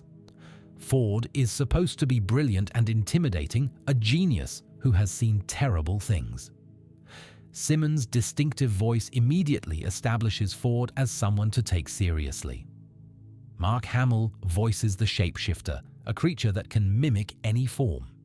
Hamill is, of course, Luke Skywalker, but he's also one of the greatest voice actors in animation history. His Joker from Batman, the animated series, is iconic. Having him voice a terrifying monster in Gravity Falls was a perfect use of his talents. Alfred Molina voices the Multi-Bear, a creature with multiple heads who is attacked by the Manitors for enjoying Baba, a fictional pop group.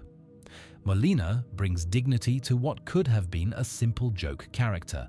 The Multi-Bear's refusal to be ashamed of his tastes becomes genuinely moving.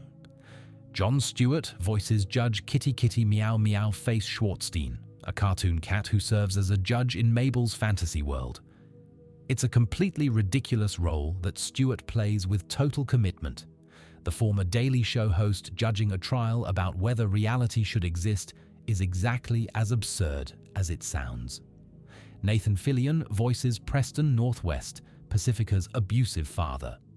Fillion is best known for Castle and Firefly, usually playing likable rogues. Casting him as a genuinely terrible person was unexpected and effective. Lance Bass, the NSYNC member, voices all 5 members of Several Teamers, a boy band that turns out to be clones created by a scientist. The episode is a parody of manufactured pop groups, and having an actual member of a famous boy band voice the characters adds an extra layer of meta-humor. Alex Hirsch arranged for Lance Bass to record in the studio on the same day as his sister Ariel, who voices one of Pacifica's friends. Ariel was obsessed with NSYNC as a kid.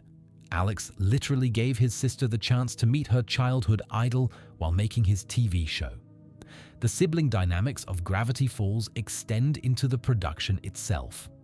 Coolio and Larry King both voice wax figures of themselves in the episode Headhunters. Larry King's wax head survives the episode and returns in the finale, making him one of the few celebrities to appear multiple times. Neil deGrasse Tyson voices Waddles after the pig becomes a super genius.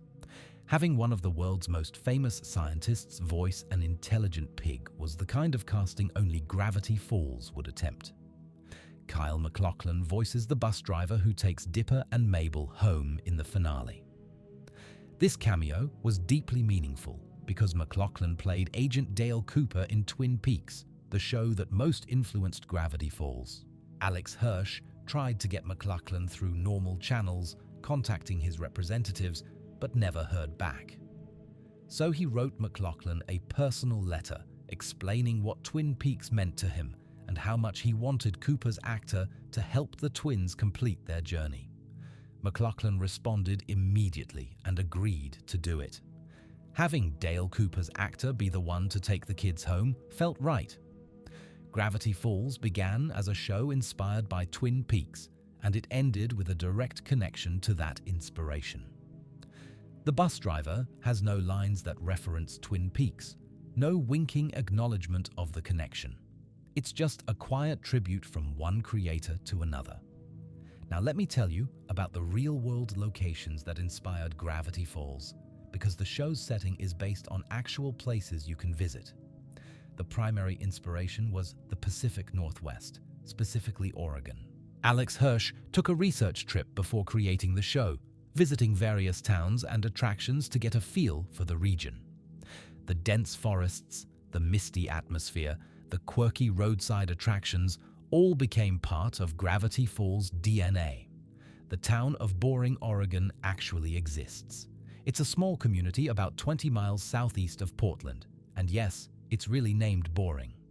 The town was named after William H. Boring, an early resident, not because it's particularly dull. But the irony of a town called Boring inspiring a show full of supernatural excitement wasn't lost on Alex Hirsch. Boring has embraced its connection to Gravity Falls. Local businesses reference the show. Fans visit specifically because of the association. The town that shares its name with nothing interesting became a destination for people seeking the extraordinary. The Oregon Vortex is a roadside attraction that claims to have genuine gravitational anomalies. Balls roll uphill. People appear to change height. The laws of physics seem to work differently inside the vortex. Scientists say it's optical illusions and tilted architecture, but the attraction maintains that something genuinely strange is happening. Alex Hirsch visited the Oregon Vortex and described it as a place for people who are hardcore into this stuff and want to believe. The willing suspension of disbelief, the desire to believe that something magical might be real, became central to Gravity Falls. The show exists in a world where the impossible is actually possible, where believing in mysteries isn't foolish but correct. Confusion Hill is another Gravity House attraction, this one located in Pierce, California. Alex described it as more for people with a sense of humor, a more Grunkle-Stan type scenario. Where the Oregon Vortex takes itself somewhat seriously, Confusion Hill leans into the kitsch. It's self-aware about being a tourist trap, which is exactly what Stan's Mystery Shack is. As mentioned earlier, the Bill Cipher statue now resides at Confusion Hill. The attraction that helped inspire the Mystery Shack now houses the show's villain. Fans can visit and take photos with Bill, continuing the tradition of weird roadside attractions that the show celebrated. Trees of Mystery in Klamath, California was perhaps the biggest single inspiration. This attraction features enormous redwood trees, nature trails, and most famously, a giant statue of Paul Bunyan alongside his blue ox Babe. The Paul Bunyan statue at Trees of Mystery is almost identical to the lumberjack statue that appears in the Gravity Falls opening credits. The real statue is 49 feet tall. It was built in 1961 and talks to visitors through a speaker system operated by staff. The Gravity Falls version maintains the same general design but replaces Paul Bunyan with Archibald Corduroy, the ghost lumberjack whose story is told in Northwest Mansion Mystery. The redwood forests of Northern California and Oregon provided the visual template for Gravity Falls forests. The massive trees, the filtered light, the sense of ancient wilderness, it all appears in the show. The forests in Gravity Falls feel genuinely primeval, like places where anything could be hiding. Grants Pass, Oregon has a giant caveman statue that may have influenced the show's aesthetic of oversized roadside figures. The region is full of such attractions, each competing to be weirder than the last. This arms race of absurdity is captured in the Mystery Shack's constant attempts to attract tourists with increasingly bizarre exhibits. The Winchester Mystery House in San Jose, California, while not in Oregon, influenced the design of the Mystery Shack. The Winchester House is famous for its bizarre architecture, endless rooms, stairs that lead nowhere, doors that open onto walls. The idea of a building that defies logic, that contains secrets in its very structure, appears throughout Gravity Falls. Eugene, Oregon has the Bijou Theater that appears in one of Stan's memories. It's a real movie theater at 492 East 13th Avenue. The show included actual Oregon locations as background details, grounding the supernatural story in recognizable reality. Portland, Oregon's weird reputation influenced the show's tone. Portland is famous for encouraging its own strangeness, with the unofficial motto, "Keep Portland Weird." Gravity Falls captures that Pacific Northwest embrace of the peculiar, the sense that being strange isn't something to hide, but something to celebrate. Let me tell you about the Easter eggs and hidden details that reward careful viewing, because Gravity Falls is possibly the most densely packed show ever animated. Every single frame of Gravity Falls was checked for opportunities to hide content. Background artists included details that weren't in scripts. Animators added visual jokes. The post-production team inserted codes and symbols. The result is a show where pausing at random can reveal something you've never noticed before. The journals appear throughout the series in places they shouldn't be. Journal 3 shows up in the background of scenes before Dipper finds it. Journals 1 and 2 appear in scenes they shouldn't be in at all. These aren't mistakes. They're deliberate placements to reward attentive viewers. Bill Cipher's image appears hidden in almost every episode. He's on the back of playing cards in episode 2. He's carved into a tree in episode 3. He's in the pattern of a rug in episode 4.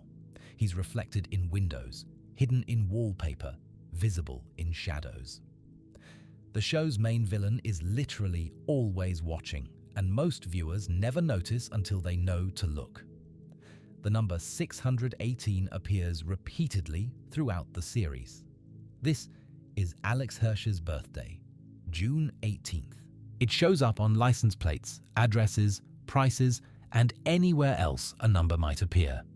It's a signature hidden in plain sight. Room 618 at a hotel in the show costs $6.18.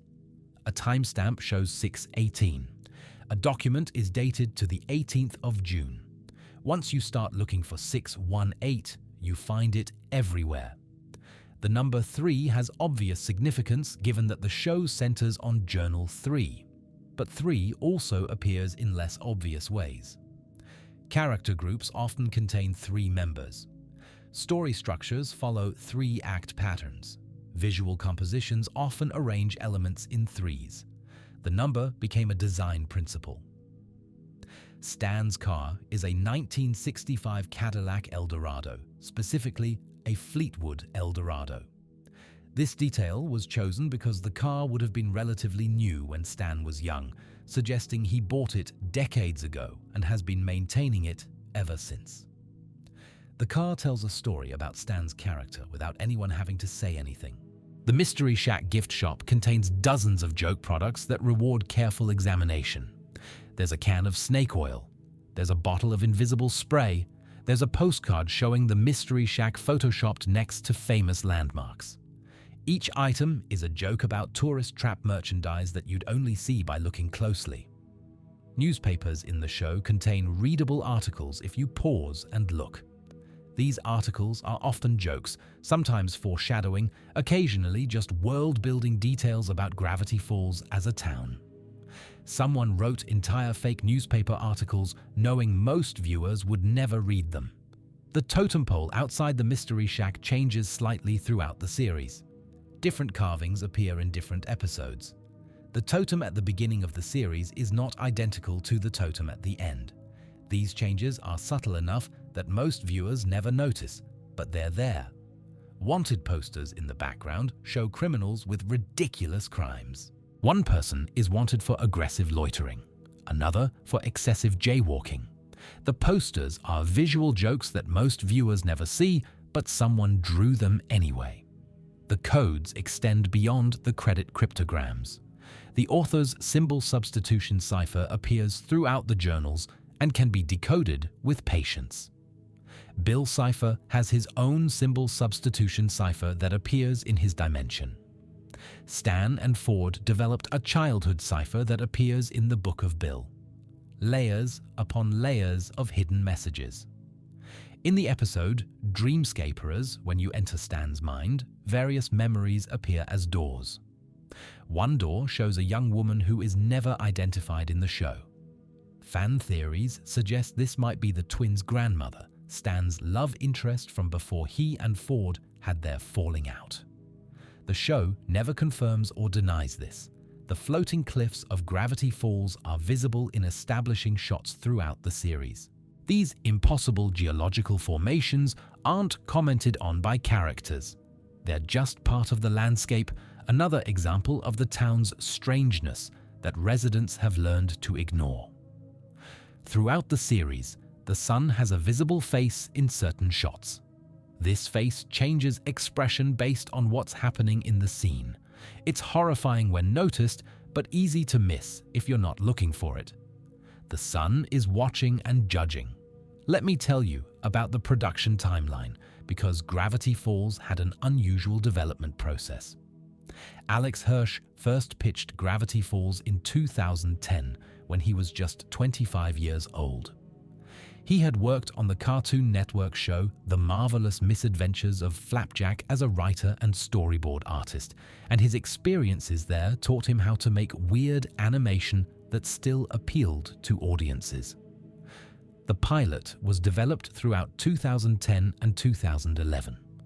Disney greenlit the series in early 2011, and production began on the first season. The premiere episode, Tourist Trapped, aired on June 15, 2012, exactly 27 years after Alex Hirsch was born. Production on Gravity Falls was notoriously slow by television standards. Episodes took far longer to complete than typical animated shows because of the level of detail involved. The hidden codes had to be checked and rechecked. The background art had to be examined for Easter eggs. The scripts went through multiple revisions to ensure continuity with past and future episodes. The gap between Season 1 and Season 2 was particularly long. The Season 1 finale aired in August 2013. Season 2 didn't premiere until August 2014. This full year of waiting was agonizing for fans, but allowed the production team to craft the more complex serialized story of the second season. Within Season 2, there were also significant gaps. The mid-season finale, Not What He Seems, aired in March 2015. The next episode, A Tale of Two Stans, didn't air until July 2015. The Weirdmageddon finale arc had gaps between parts as well. Fans learned to expect long waits and theorize furiously during the hiatuses. The series finale aired on February 15, 2016. The entire run of Gravity Falls, from premiere to finale, was 3 years and 8 months. In that time, only 40 episodes were produced. Compare this to shows like SpongeBob SquarePants or The Simpsons, which produced dozens of episodes per year. The limited episode count was intentional. Alex Hirsch wanted quality over quantity. He wanted every episode to matter, to contribute something to the overall story. Filler episodes, the kind of standalone adventures that pad out longer shows, were minimized. Almost every episode of Gravity Falls advances character development or plot. The show won multiple awards during its run. It won a BAFTA Children's Award for Best International Animation. It won 2 Emmy Awards for Outstanding Individual Achievement in Animation.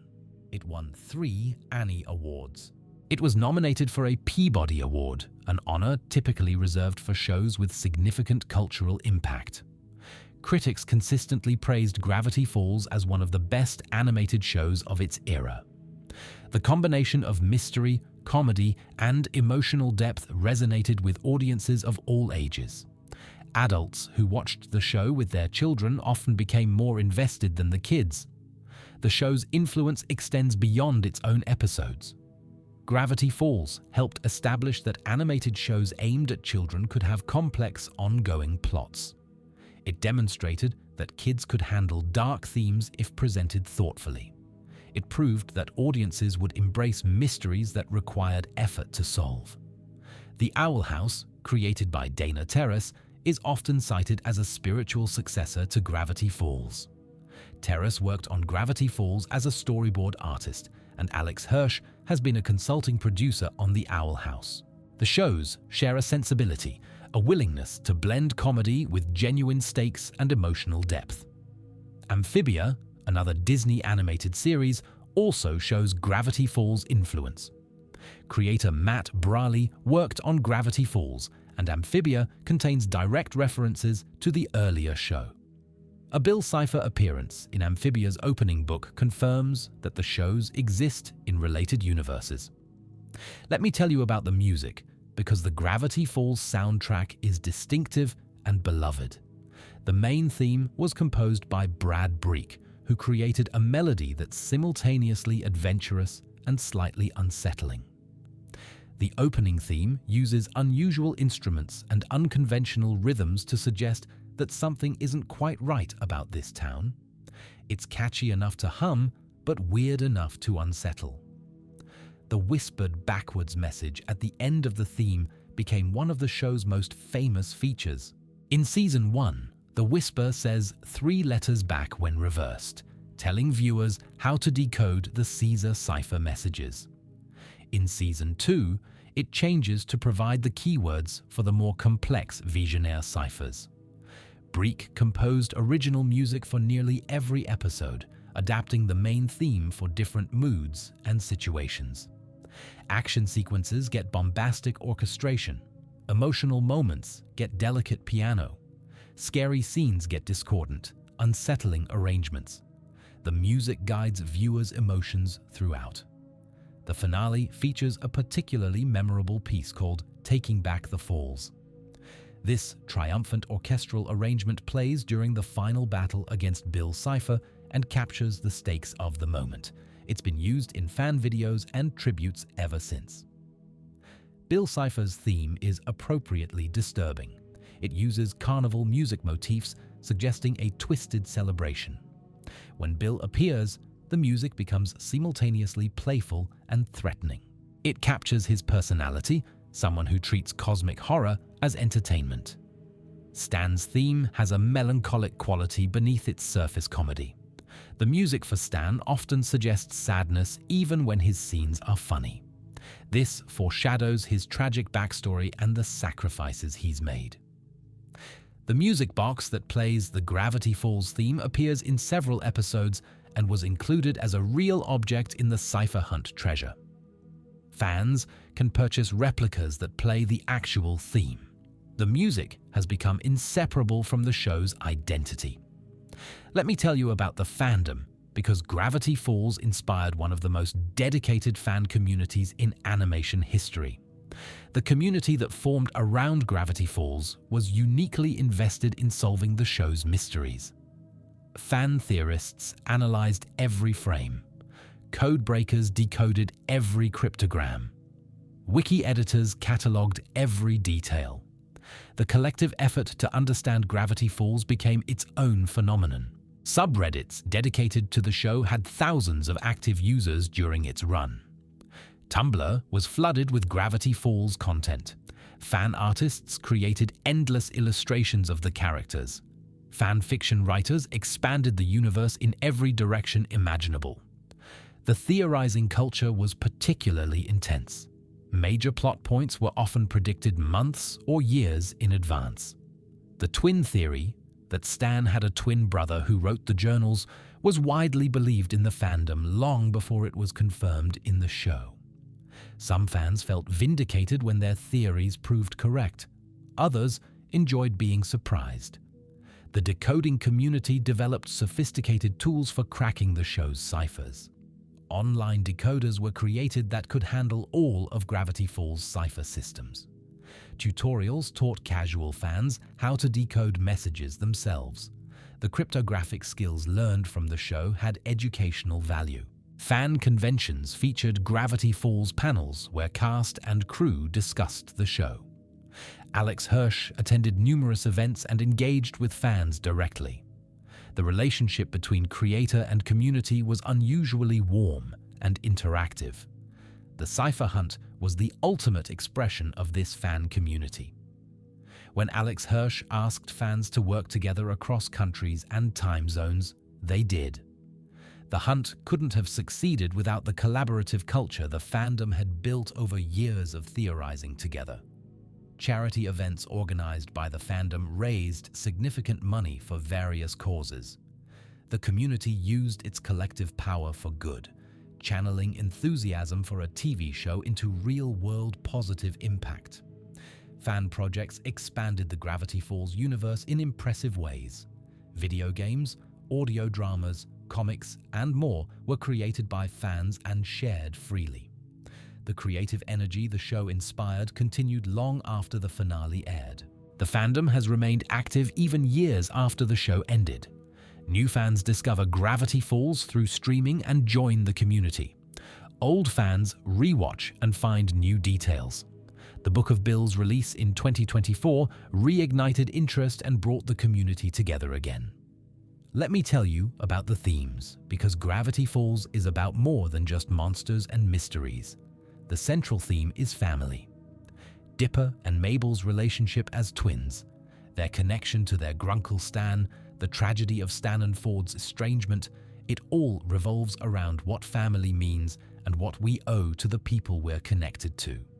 The show argues that family isn't just blood. Suze becomes part of the Pines family through choice, not genetics. Wendy is practically a member of the household. The people who show up and care for each other become family, regardless of biological connection. Stan and Ford's story is a cautionary tale about letting pride destroy relationships. They loved each other as children. They dreamed of adventures together, but jealousy, misunderstanding, and stubbornness drove them apart for 30 years. The show treats this waste as genuinely tragic. Their reconciliation requires both of them to change. Stan has to accept that he's not stupid, that his contributions matter even if they're different from Ford's. Ford has to accept that intelligence isn't everything, that his brother's loyalty and love are valuable. Neither can heal alone. Dipper and Mabel mirror Stan and Ford. They're a logical twin and an emotional twin, a researcher and an artist, a planner and a spontaneous creative. The show repeatedly presents them with the same choice their grunkles faced. Will they let their differences drive them apart, or will they choose each other? Mabel's arc in Season 2 involves fear of growing up. She knows summer is ending. She knows she and Dipper will go home and things will change. She's terrified of losing her brother to adulthood, of their relationship changing as they mature.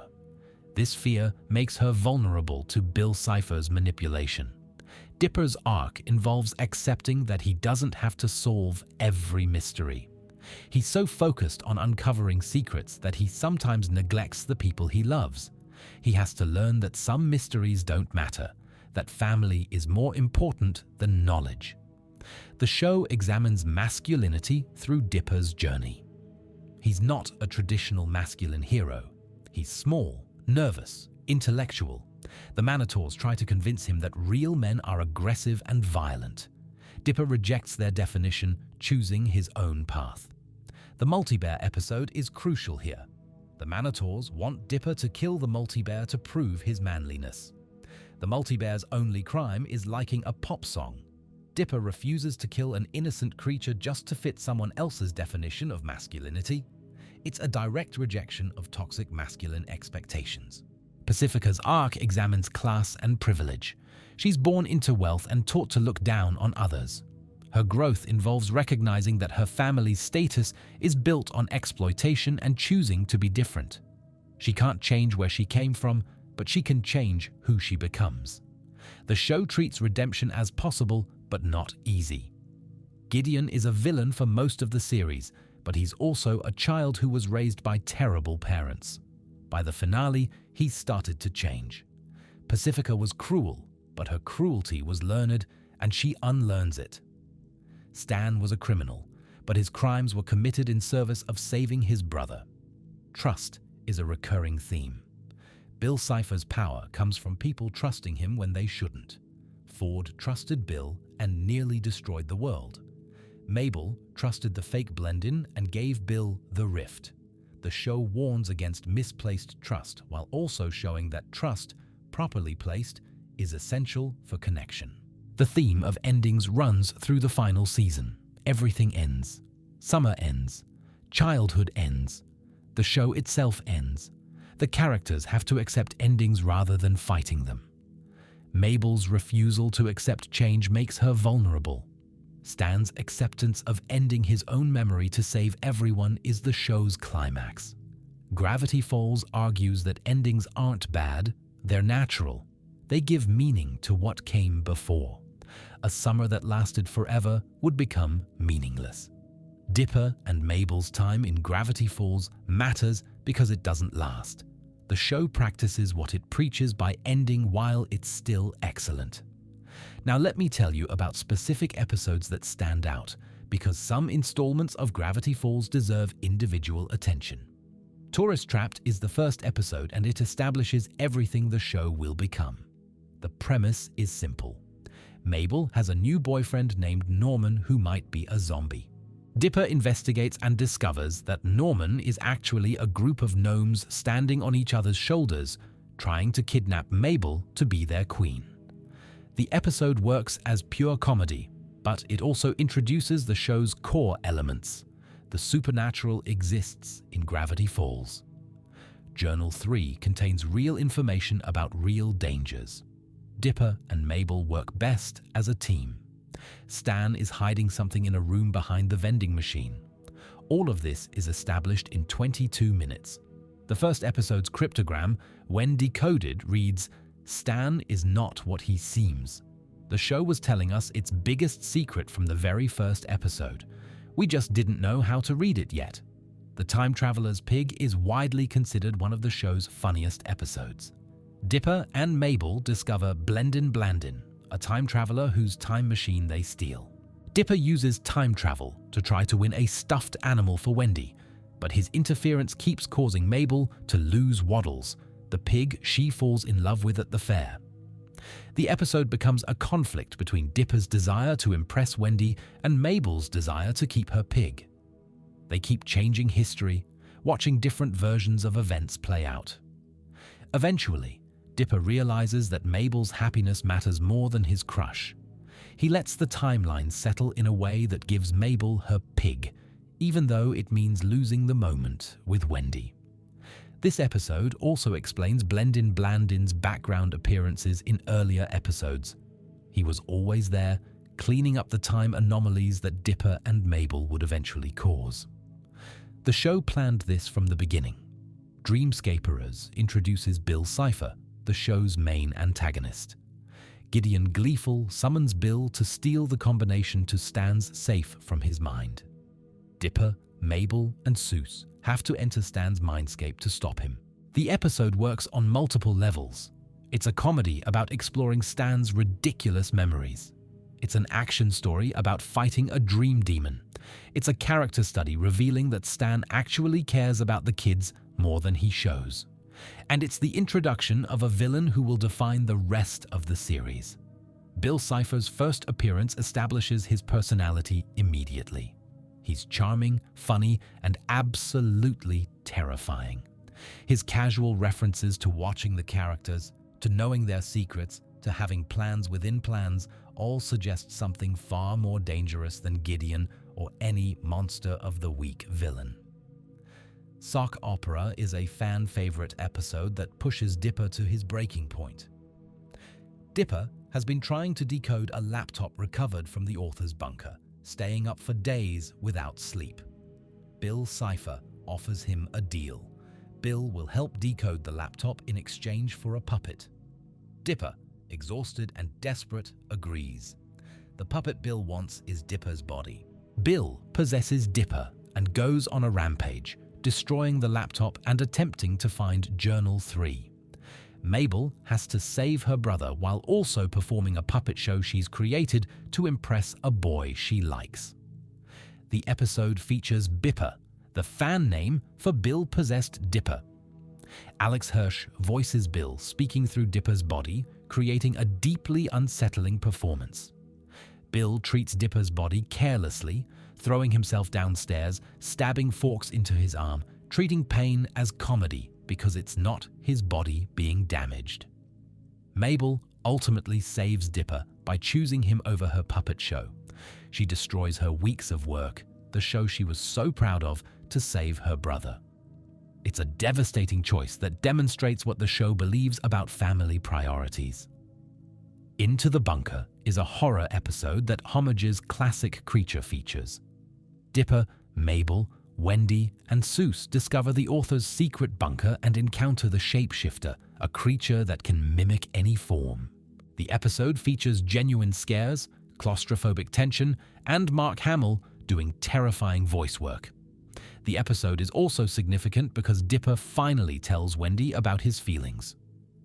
After nearly dying multiple times in the bunker, Dipper decides he needs to be honest. Wendy's gentle rejection and their continued friendship is handled better than most shows manage. Not What He Seems is often called the best episode of Gravity Falls, and possibly one of the best episodes of animation ever produced. Government agents arrest Stan for stealing nuclear waste. Dipper and Mabel discover evidence that Stan has been lying about everything. The portal in the basement activates, threatening to destroy reality. The episode forces Dipper and Mabel to choose whether to trust Stan. Dipper sees the evidence of Stan's deception and wants to shut down the portal. Mabel looks at the man who has cared for them all summer and can't believe he would hurt them. The fate of the world depends on whether Mabel pushes a button. She doesn't. She trusts Stan, and her trust is rewarded when the portal opens and Ford Pines steps through. The author of the journals is revealed to be Stan's long-lost twin brother. Every hint, every clue, every suspicious detail from the entire series suddenly makes sense. The episode was viewed by 1.58 million households, making it the biggest broadcast in Gravity Falls history at that point. The following episode beat that record. The show was at its peak. A Tale of Two Stans is the episode that explains everything. We finally learn the full story of Stanley and Stanford Pines, from their childhood in New Jersey to their separation to Stan's 30 years of trying to bring Ford back.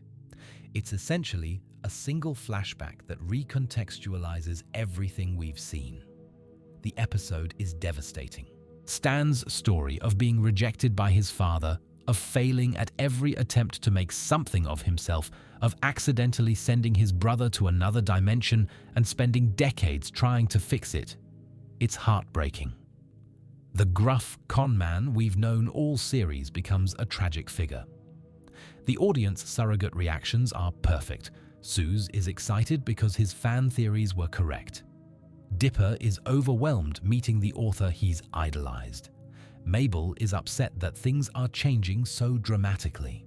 Each represents a different way viewers might process the revelation. Northwest Mansion Mystery is a standalone episode that focuses on Pacifica rather than the twins. Dipper is hired to investigate a ghost haunting the Northwest Mansion before their annual party. What he discovers is a century-old injustice and a family built on lies. The episode features genuine horror elements, including body horror when the ghost begins turning party guests into wooden statues. But it's also a character study of Pacifica, revealing the abuse she's suffered and the courage it takes for her to defy her parents. The ghost himself is sympathetic. He was a lumberjack who died because the Northwests broke their promise. His rage is justified. The solution isn't to defeat him, but to finally right the wrong that created him. Not What He Seems and Northwest Mansion Mystery are generally considered the two best episodes of the series. Both feature horror elements, emotional depth, and revelations that change how we understand the show. They represent Gravity Falls at its peak. Weirdmageddon. Part 1 begins the finale arc with Bill Cipher's triumph. The dimensional rift opens, Bill enters the physical world, and reality begins to collapse. The episode is darker than anything the show has done before, featuring implied deaths, body horror, and the apparent defeat of everything we care about. Bill's takeover is genuinely frightening. He turns people to stone. He summons monsters from his dimension. He reshapes buildings into screaming faces. The bright colors and cartoon characters can't hide that this is an apocalypse. Dipper is separated from Mabel and has to survive alone in the nightmarish new reality. He eventually finds allies, including Wendy and Seuss, who have been resisting Bill's forces. The episode ends with them discovering where Mabel is being held. Weirdmageddon Part 2. Escape from reality takes place entirely inside Mabel's mind. Bill has trapped her in a prison that appears to be a perfect world where summer never ends, where she gets everything she wants, where she never has to grow up. Dipper has to enter this fantasy world to rescue his sister. But Mabel doesn't want to leave. The fantasy is too appealing. Summer that lasts forever. Friends who never change. A brother who never grows up and leaves her behind. The episode is about accepting that good things end. Mabel has to choose between a perfect illusion and imperfect reality. She chooses reality, chooses change, chooses to grow up. It's a crucial moment for her character. The fantasy world includes Dippy Fresh, a version of Dipper who agrees with everything Mabel says and has no independent thoughts. He's one of the most hated characters in the show because he represents what Mabel's fear would do to her brother, reducing him to a yes man rather than a real person. Weirdmageddon. Part 3. Take Back the Falls is the finale. It's 45 minutes long, essentially a TV movie. It features the final battle against Bill Cipher and wraps up every character arc the show has established.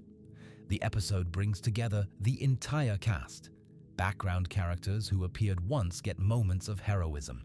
Relationships that developed over 2 seasons pay off. The climax requires Stan and Ford to work together, finally putting aside their decades-old grudge. Stan's sacrifice, offering to be possessed by Bill so that Ford can erase them both, is the emotional peak of the entire series. The man who spent 30 years trying to save his brother chooses to destroy himself to finish the job. It's the most heroic thing any character does in the show. The memory gun erases Bill from existence, taking Stan's memories with him. But Stan's memories are restored through his family's love, specifically through Mabel's scrapbook filled with photos and mementos of their summer together. The man who gave up everything gets to keep himself after all. The final scenes show what happens after. Ford decides to stay and work on his relationship with Stan rather than returning to researching anomalies. Suze becomes Mr. Mystery. The twins go home, but promise to return.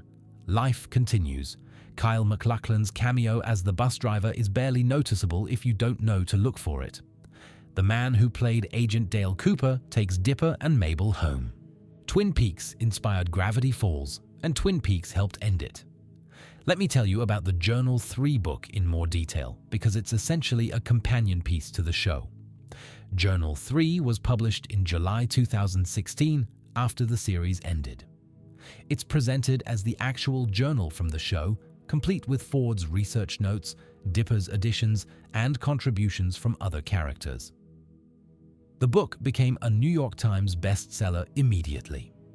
The regular edition contains detailed information about every creature and anomaly featured in the show, plus many that were never seen on screen. Ford's voice comes through clearly in his scientific yet paranoid observations. The book expands the lore significantly while staying true to the show's tone. The special edition, released in June 2017, is a collector's item. It includes everything from the regular edition plus pages printed in invisible ink that require a blacklight to read. These hidden pages contain additional secrets, including notes from Bill Cipher himself. The invisible ink pages reveal information that wouldn't have been appropriate for the regular book. Bill's comments are sarcastic, threatening, and occasionally genuinely disturbing. He mocks Ford's attempts to hide things from him. He hints at his plans. He addresses the reader directly in ways that break the fourth wall. One invisible ink passage discusses Bill's interactions with historical figures. George Washington, Stanley Kubrick, and others all made deals with Bill at various points in history. Bill influenced events we think we understand, always pursuing his goal of entering the physical world. The special edition comes packaged like a genuine artifact. It's wrapped in brown paper tied with string. The cover has leather texture and metallic elements. A magnifying glass is included. Removable photos and notes are tucked between pages. The presentation sells the illusion that you're holding something from the show's universe. Alex Hirsch personally signed copies of the special edition and included a note to buyers. Only a limited number were produced, making the special edition a sought-after collectible. Copies sell for hundreds of dollars on the secondary market. The Book of Bill, released in 2024, takes a different approach. It's presented as a book written by Bill Cipher himself during his imprisonment in the Theraprism, an interdimensional mental hospital where he was sent after his defeat. The Book of Bill is aimed at an adult audience. It contains darker humor, more disturbing imagery, and content that Disney never would have allowed on their television network. Bill tells his own story, from his origins in Euclidia to his destruction of his home dimension to his long quest to enter the physical world. The book reveals Bill's motivations in ways the show never could. He's not just evil for evil's sake. He's a traumatized survivor whose pain twisted into something monstrous. This doesn't excuse his actions, but it explains them. Bill becomes more tragic even as he becomes more disturbing. Like the journals, the Book of Bill contains codes and puzzles. Readers have decoded hidden messages that expand the lore even further. The tradition of rewarding attentive fans continues. Let me tell you about what happened after Gravity Falls ended, because the show's influence continues. Alex Hirsch moved on to other projects while maintaining his connection to Gravity Falls. He served as a consulting producer on The Owl House, helping fellow Gravity Falls alumni Dana Terrace develop another beloved Disney animated series. His influence is visible in The Owl House's willingness to tackle dark themes and include LGBTQ representation. Hirsch has developed projects for Netflix and other studios. He's spoken about wanting to create content for adults, exploring themes that children's television won't allow. The Book of Bill represents a step in that direction. The voice cast has remained connected to Gravity Falls even as they've moved on professionally. Jason Ritter, Kristen Schaal, and others participate in fan events and anniversary celebrations. The show clearly meant something to everyone involved. Disney has occasionally referenced Gravity Falls in other properties. The aforementioned Bill Cipher cameo in Amphibia suggests shared continuity between Disney animated series. Easter eggs in other shows reference Gravity Falls characters or locations. The show has become part of Disney's animation legacy. Fans have created extensive ongoing content. Fan animations, comics, audio dramas, and written fiction expand the Gravity Falls universe in ways the official show never could.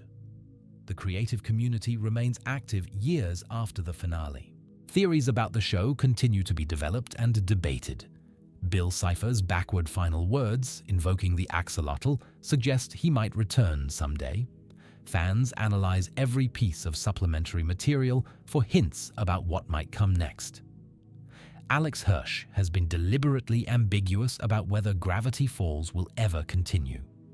He said the TV series is complete, that the story he wanted to tell has been told. But he's also continued releasing new content like the Book of Bill. The door isn't completely closed. The show's influence on animation is undeniable. Gravity Falls demonstrated that children's shows could have complex, ongoing plots, that young audiences could handle genuine stakes, that codes and mysteries could create engagement beyond passive viewing. Shows that came after learned from its example. Steven Universe, Adventure Time, The Owl House, Amphibia, and numerous other series share DNA with Gravity Falls. The willingness to take children seriously, to trust them with emotional complexity, became more common after Gravity Falls proved it could work.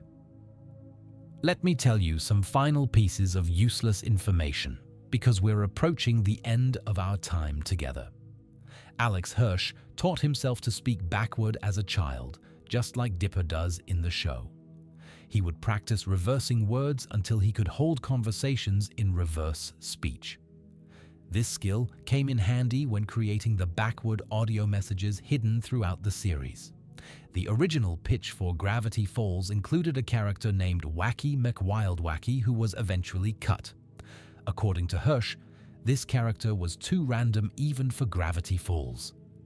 Given how weird the show got, imagining something too weird for it is fascinating. Mabel's sweaters were designed to be different in every episode. The production team created hundreds of sweater designs, each reflecting Mabel's personality or the episode's themes. Fans have catalogued every sweater and analyzed their meanings. The Mystery Shack question mark is hidden in almost every episode, similar to how the A113 appears in Pixar films. Finding the question mark became a game for dedicated viewers.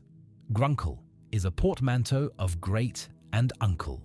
The word was invented for the show and has since entered common usage among fans. Some families now use Grunkle to refer to their own great uncles. Stan's fez is actually important to his character. It represents his identity as Mr. Mystery, the persona he's built over 30 years. When he gives the fez to Seuss, he's passing on that identity. The object carries meaning beyond its physical form. The Gravity Falls theme song plays in just over 40 seconds, but it contains multiple melodic themes that recur throughout the show's score. The music is more complex than it initially appears. The show was originally going to be called Mystery Kids before being renamed Gravity Falls. The title change emphasizes the setting rather than the characters, suggesting that the town itself is a character. Ford has 6 fingers on each hand, a condition called polydactyly. Alex Hirsch based this on wanting Ford to literally leave his mark on things, a handprint that's distinctively his. The 6-fingered hand symbol became iconic. The bottomless pit in Gravity Falls is genuinely bottomless. Objects thrown in will eventually come back out from above. The physics of this are never explained because explaining would ruin the mystery. The Gravity Falls universe contains other animated shows as fiction. Characters reference TV programs that mirror real shows. The metafictional layering suggests that what we're watching might also be fiction within some larger framework. Stan has been banned from multiple states and countries. His criminal history is referenced throughout the series but never fully explained. Whatever he did to get banned from New Jersey must have been spectacular. The show was designed to end. Unlike many animated series that continue until cancellation, Gravity Falls was built with a conclusion in mind. Every episode was written knowing how the story would end. This gives the series a cohesion that long-running shows often lack. And now we've reached the end ourselves. Gravity Falls is a show about mysteries, but its greatest mystery is how it managed to be so consistently excellent. Every detail was considered. Every background was filled with secrets. Every character had depth beneath their comedy surface. Every episode built towards something larger. The show respects its audience. It doesn't talk down to children. It doesn't simplify for adults. It presents puzzles and trusts that someone will solve them. It presents emotions and trusts that viewers will feel them. If you haven't watched Gravity Falls, you should. If you've watched it once, you should watch it again. The show is different on rewatch because you know what to look for. The foreshadowing becomes visible. The details become meaningful. The emotional beats hit harder because you know what's coming. And if you're watching this at 3 in the morning, unable to sleep, thinking about a cartoon from a decade ago, that's okay too. Some shows stay with us. Some mysteries never quite leave our minds. Some summers Even fictional ones matter more than they should. Gravity Falls ended. That's what makes it special. It had a beginning, a middle, and an end. It didn't overstay its welcome. It told its story and let us go. But we can always go back. The Mystery Shack is always there, waiting in the forests of Oregon. Dipper and Mabel are always 12, always curious, always ready for adventure. Bill Cipher is always watching from the shadows. Reality is an illusion. The universe is a hologram. Buy gold. Buy. Actually, before you go, let me tell you a few more things. The credits sequence changes slightly throughout the series. Small details shift. Objects appear that weren't there before. The sequence itself is evolving, rewarding viewers who pay attention across multiple episodes. Bill Cipher's eye is always watching in specific directions. Animators placed him to be looking at particular things in each scene. If you follow his gaze, he's often looking at something important or someone he's planning to manipulate. The time anomalies that Blandin cleans up are never fully catalogued. Some viewers have tried to identify every change Dipper and Mabel's time travel caused, but the show doesn't provide complete answers. Some mysteries remain mysterious. The shapeshifter might still be alive. It was frozen, but not killed. The bunker still exists. The creature that can become anything could theoretically escape someday. The show leaves this possibility open. Ford's dimensional travel took him to countless worlds. The glimpses we see suggest a multiverse of infinite variety. Gravity Falls exists in a cosmos far larger than the show explores. There are stories out there we'll never hear. Stan and Ford finally took their sailing trip. After the series ends, the brothers reconcile properly and take the Stano War II to hunt anomalies together. Their childhood dream, delayed by decades of tragedy, finally came true. Dipper left his hat in Gravity Falls. The pine tree cap that defined him visually stays behind when he goes home. Wendy gave him her hat instead. He goes home changed, literally wearing a different symbol. Mabel's summer romances all failed, but that's okay. The show treats her crushes as normal parts of growing up rather than problems to be solved. Not every romantic interest needs to become a relationship. The townspeople remember Weirdmageddon even though Bill's death should have erased his influence. The trauma of living through an apocalypse stays with them. They've seen things that can't be unseen. Candy and Grenda, Mabel's friends, remained minor characters because the show didn't have time to develop everyone. Alex Hirsch has mentioned that he had plans for them that never materialized. Some stories never get told. The government knows about Gravity Falls anomalies but has chosen to leave them alone.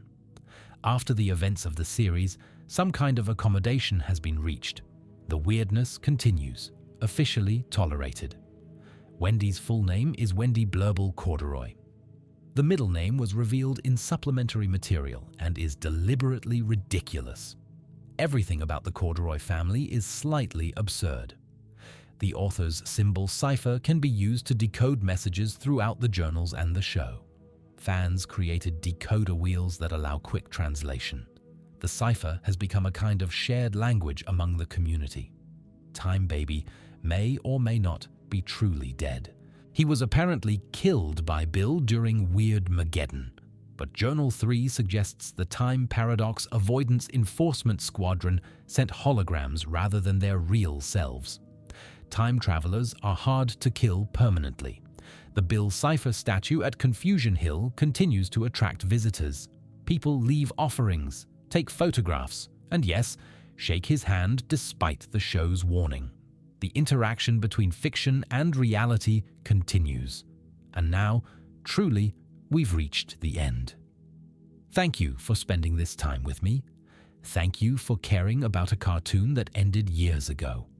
Thank you for wanting to know all these useless pieces of information about a town that doesn't exist and people who aren't real. Except they are real in the way that matters. The feelings Gravity Falls created are real. The community it built is real. The lessons about family, about trust, about accepting endings, those are real too. Sleep well. Dream of mysteries. And remember, in Gravity Falls, there is no one you can trust. I'll see you in the next one. Good night. Actually, you know what? I'm not quite ready to say goodbye. There's still so much we haven't talked about. Let's keep going for a while longer. Let me tell you about the production design, because the visual world of Gravity Falls was crafted with extraordinary care.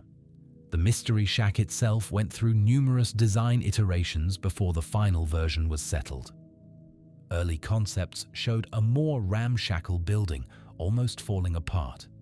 The final design balanced decrepit charm with the sense that someone actually lives and works there. The shack feels lived in because the designers thought about where everything would go and why. The S in shack has famously fallen off the sign, leaving Mystery Hack visible to anyone approaching. This isn't just a sight gag, it's character development through set design. Stan is a hack, a fraud running a fake tourist trap. The sign advertises exactly what you're getting even while pretending to advertise something else. The interior of the shack is layered with details. Every room contains objects that reward close examination. The gift shop has products with readable labels. The living quarters have photographs and keepsakes. The basement laboratory has equipment that appears functional rather than simply decorative. The portal itself is a masterpiece of design. Its concentric rings suggest both a mechanical device and something organic, almost biological.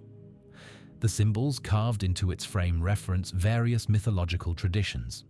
When active, the portal emits a light that changes color based on proximity to activation. The design team thought about how interdimensional travel would look and created something both scientific and mystical. Bill Cipher's Pyramid is the antithesis of the Mystery Shack. Where the shack is cozy and cluttered, the pyramid is vast and empty. Where the shack is warm, brown wood, the pyramid is cold, golden geometry. The contrast between these spaces represents the conflict between human connection and cosmic indifference. The character designs follow specific principles that create visual consistency. Characters from Gravity Falls have rounder features and warmer colors. Characters associated with Bill or other cosmic forces have sharper angles and colder palettes. You can often tell a character's alignment from their design alone. Dipper's design emphasizes his vulnerability. He's small, thin, with large eyes that convey constant worry. His pine tree hat draws attention to his face. His vest has inner pockets where he keeps the journal, suggesting preparedness and paranoia. Mabel's design emphasizes her energy. She's round where Dipper is angular, colorful where he's muted. Her sweaters are visual exclamation points, announcing her personality before she speaks. Her braces catch light in certain scenes, drawing attention to her smile. Stan's design tells his entire backstory if you look carefully. His fez and suit suggest showmanship, someone who performs confidence. But his undershirt, visible through his open collar, suggests someone who doesn't care about propriety when no one's watching. His stubble suggests he doesn't try too hard.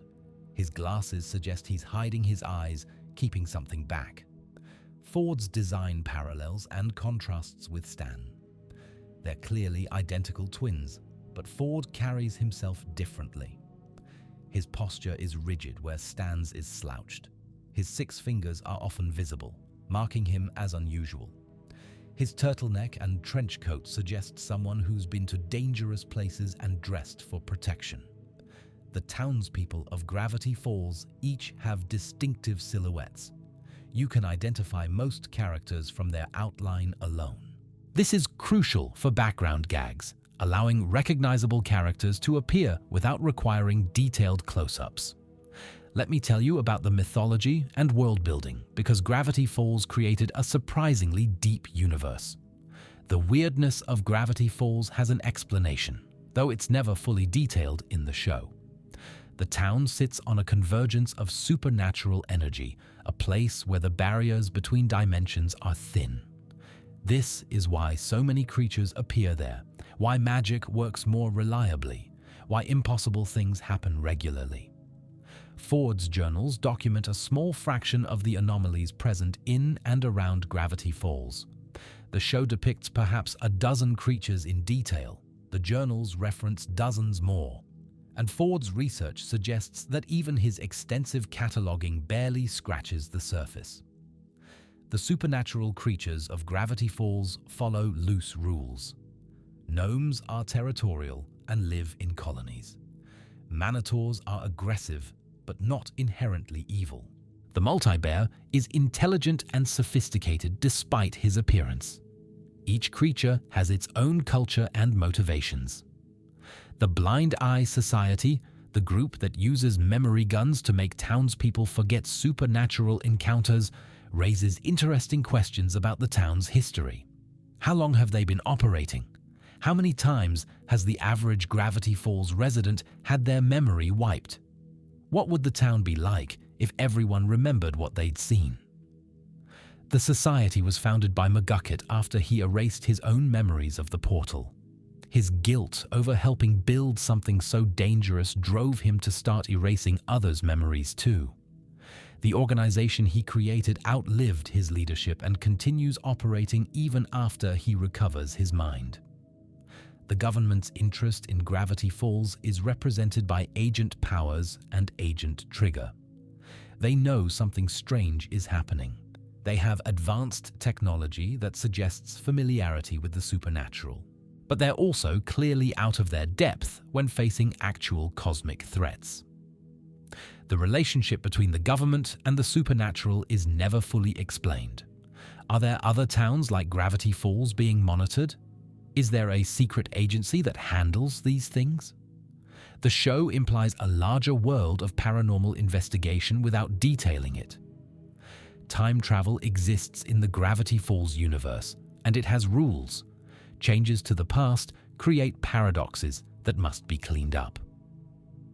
The Time. Paradox Avoidance Enforcement Squadron polices these violations. Time Baby rules the future and controls access to time travel technology. The future glimpsed through time travel is both fascinating and disturbing. Time Baby is a genuine entity, a baby with cosmic power who somehow rules humanity.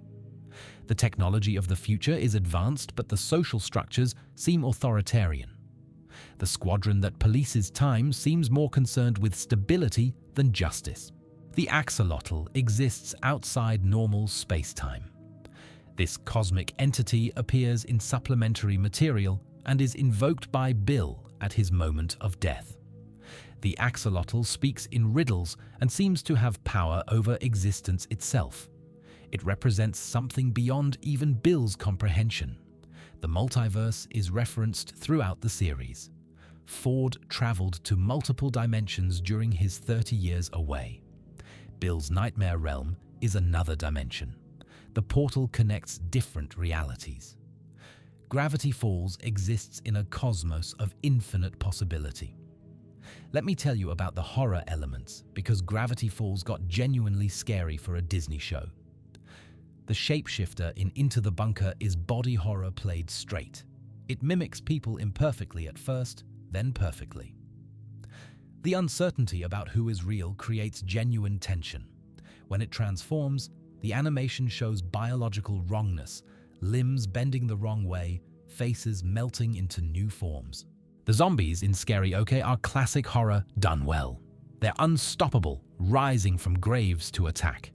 The solution requiring loud music is clever, but before that solution is found, the horror is real. Characters are genuinely terrified. Bill Cipher's psychological horror is more subtle, but equally effective. He doesn't need to physically threaten people because he can enter their minds. The violation of mental privacy, the knowledge that your dreams aren't safe, creates a different kind of fear. Weirdmageddon's imagery is apocalyptic. People turned to stone. reality itself becoming unreliable, a sky that shouldn't exist. The transformation of a small town into a hellscape is depicted without flinching. The Northwest Ghost's rage is sympathetically motivated but still terrifying. His transformation of party guests into wooden statues, the trees bleeding, the supernatural consequences of broken promises, all play as genuine horror. Bill Cipher's physical form during Weirdmageddon can be genuinely disturbing. His eye follows you. His limbs move wrong. His cheerfulness while doing terrible things creates cognitive dissonance that enhances the horror. The show earned its horror moments by establishing stakes. We care about these characters, so when they're threatened, we feel it. The horror isn't gratuitous, but serves the story. Let me tell you about the comedy, because Gravity Falls is genuinely funny when it wants to be. The show's humor operates on multiple levels. There are visual gags that reward close attention. There are verbal jokes that work on first viewing. There are references that only make sense if you know the source material. There are character-based jokes that build on established relationships. Stan's humor is based on shamelessness. He'll lie about anything, cheat anyone, and feel no guilt about it. His complete lack of moral restraint makes him reliable as a comedy engine. Whatever the worst thing to say in a situation is, Stan will say it. Mabel's humor is based on enthusiasm. She throws herself into everything with abandon. Her sweaters, her crush obsessions, her art projects, everything is turned up to 11. She's funny because she cares so much about things that don't matter and expresses that caring through creative outlets. Dipper's humor often comes from his failures.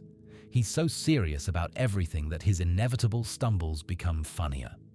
When his plans go wrong, when his awkwardness sabotages him, the comedy comes from the gap between intention and result. Seuss is funny because he's completely sincere. He believes what he says, even when what he says is ridiculous. His commitment to his weird observations makes them funnier than they'd be delivered ironically. The show's cutaway gags, brief flashes to other scenes or characters, land consistently. They're timed precisely, long enough to register, but short enough not to interrupt flow. The editors understood comedic rhythm. Running gags build across episodes. The various mishaps that befall Lil Gideon's father. The increasingly unlikely things that happen to Tyler Cutebiker. The town's general obliviousness to supernatural events. These recurring elements reward viewers who've been paying attention. The show parodies specific genres with precision.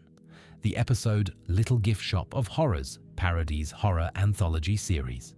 Fight Fighters parodies fighting games. Suze and The Real Girl parodies dating simulators.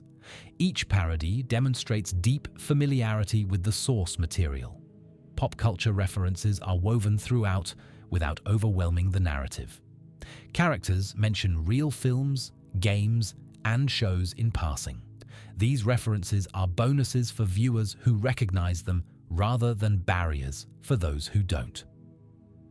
Let me tell you about the emotional moments, because Gravity Falls knew how to make people cry. Suze's birthday episode is devastating. The reveal that his father left and never came back, that Seuss has been waiting every birthday for years, hits hard. His decision that he doesn't need his father anymore is both healing and heartbreaking. Dipper's sacrifice of Wendy for Mabel in The Time Traveler's Pig shows the hierarchy of his values. He could have the romantic moment he wants. Instead, he chooses his sister's happiness. It's a small sacrifice compared to later ones, but it establishes who he is. Mabel's choice to trust Stan in not what he seems is the emotional climax of everything the first season built. She has every reason to doubt him. Evidence suggests he's a criminal who's been lying to them all summer. But she looks at him and sees someone who loves her. She chooses trust over evidence. And she's right. The tale of two Stans makes us understand Stan completely. His life story, told in flashback, recontextualizes every gruff comment and suspicious behavior. He's not a crook. He's a man who's been trying to save his brother for 30 years and lost everything in the attempt. Ford's rejection of Stan when they reunite is painful because it's realistic. 30 years of trauma don't vanish because the rescue succeeded. Ford is angry, hurt, confused. The brothers who were inseparable as children can barely speak to each other as adults. Their gradual reconciliation through the second half of Season 2 isn't forced or rushed. They have good moments and bad moments.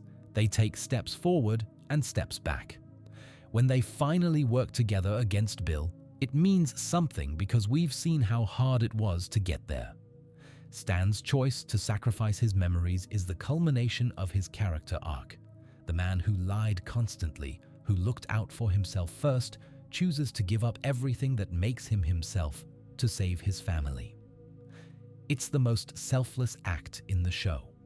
The restoration of Stan's memories through Mabel's scrapbook is earned sentimentality. The show built to this moment through a season of establishing how much this family has come to mean to each other. The scrapbook isn't a magic solution, it's a symbol of the connections that transcend even memory loss. Goodbye sequences in the finale give each relationship closure. Dipper and Wendy exchange hats. Mabel and her friends embrace. Suze gets the shack. Stan and Ford plan their adventure. Every thread is tied off with care. Let me tell you about the symbolism, because Gravity Falls rewards analysis. The pine tree symbol on Dipper's hat represents his role in the Bill Cipher wheel. It also connects him to the forests of Gravity Falls, to nature, to roots and growth. Dipper is someone who wants to put down roots somewhere interesting. Mabel's shooting star symbol represents her energy and brightness. She's a flash of light, brilliant and brief.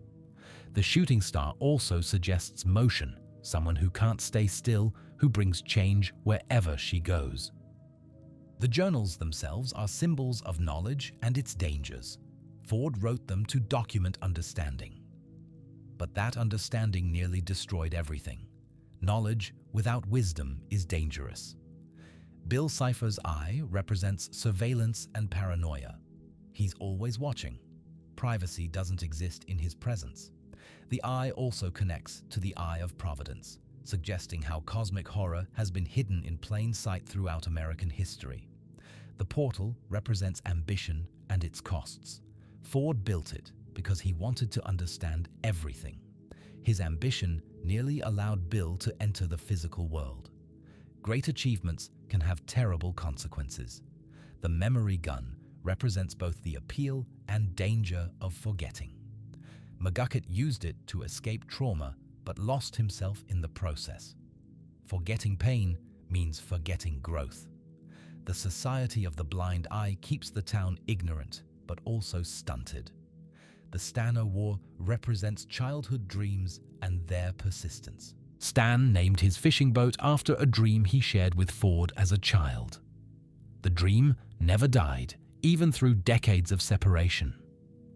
By the end, the brothers finally take that voyage together. Mabel's sweaters represent creativity and self-expression.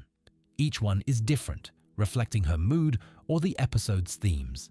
She makes most of them herself, their art that she wears, announcing who she is to everyone she meets. Stan's fez represents performance and hidden identity.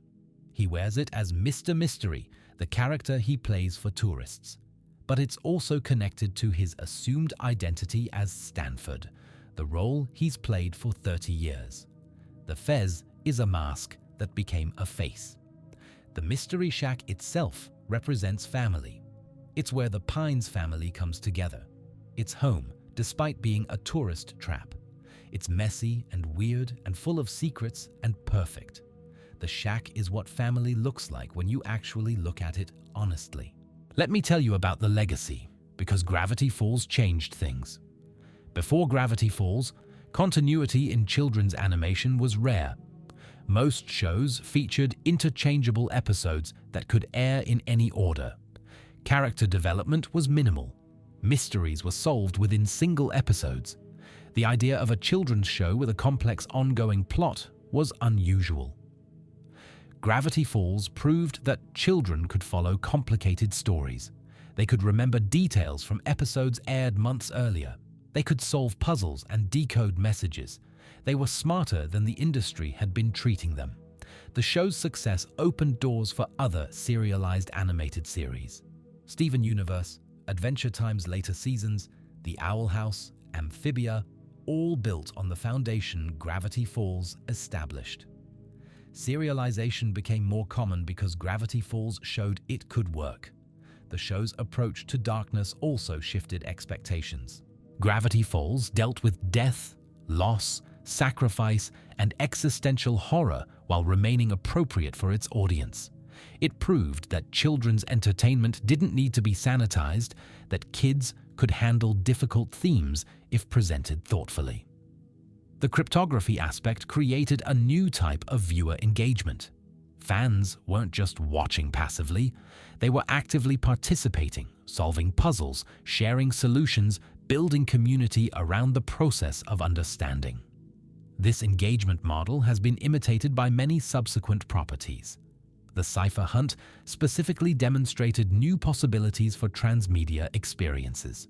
A television show created a real-world treasure hunt that spanned multiple countries and required collaborative problem-solving. It blurred the line between fiction and reality in ways that felt magical rather than exploitative.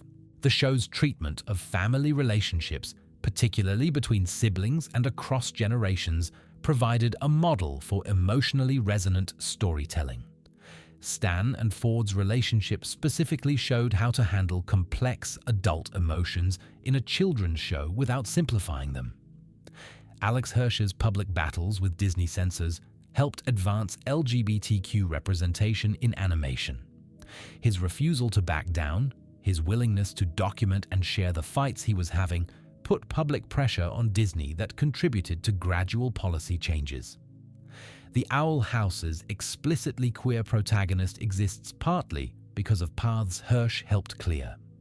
The show's ending, chosen rather than forced, provided a counterexample to the typical animated series trajectory.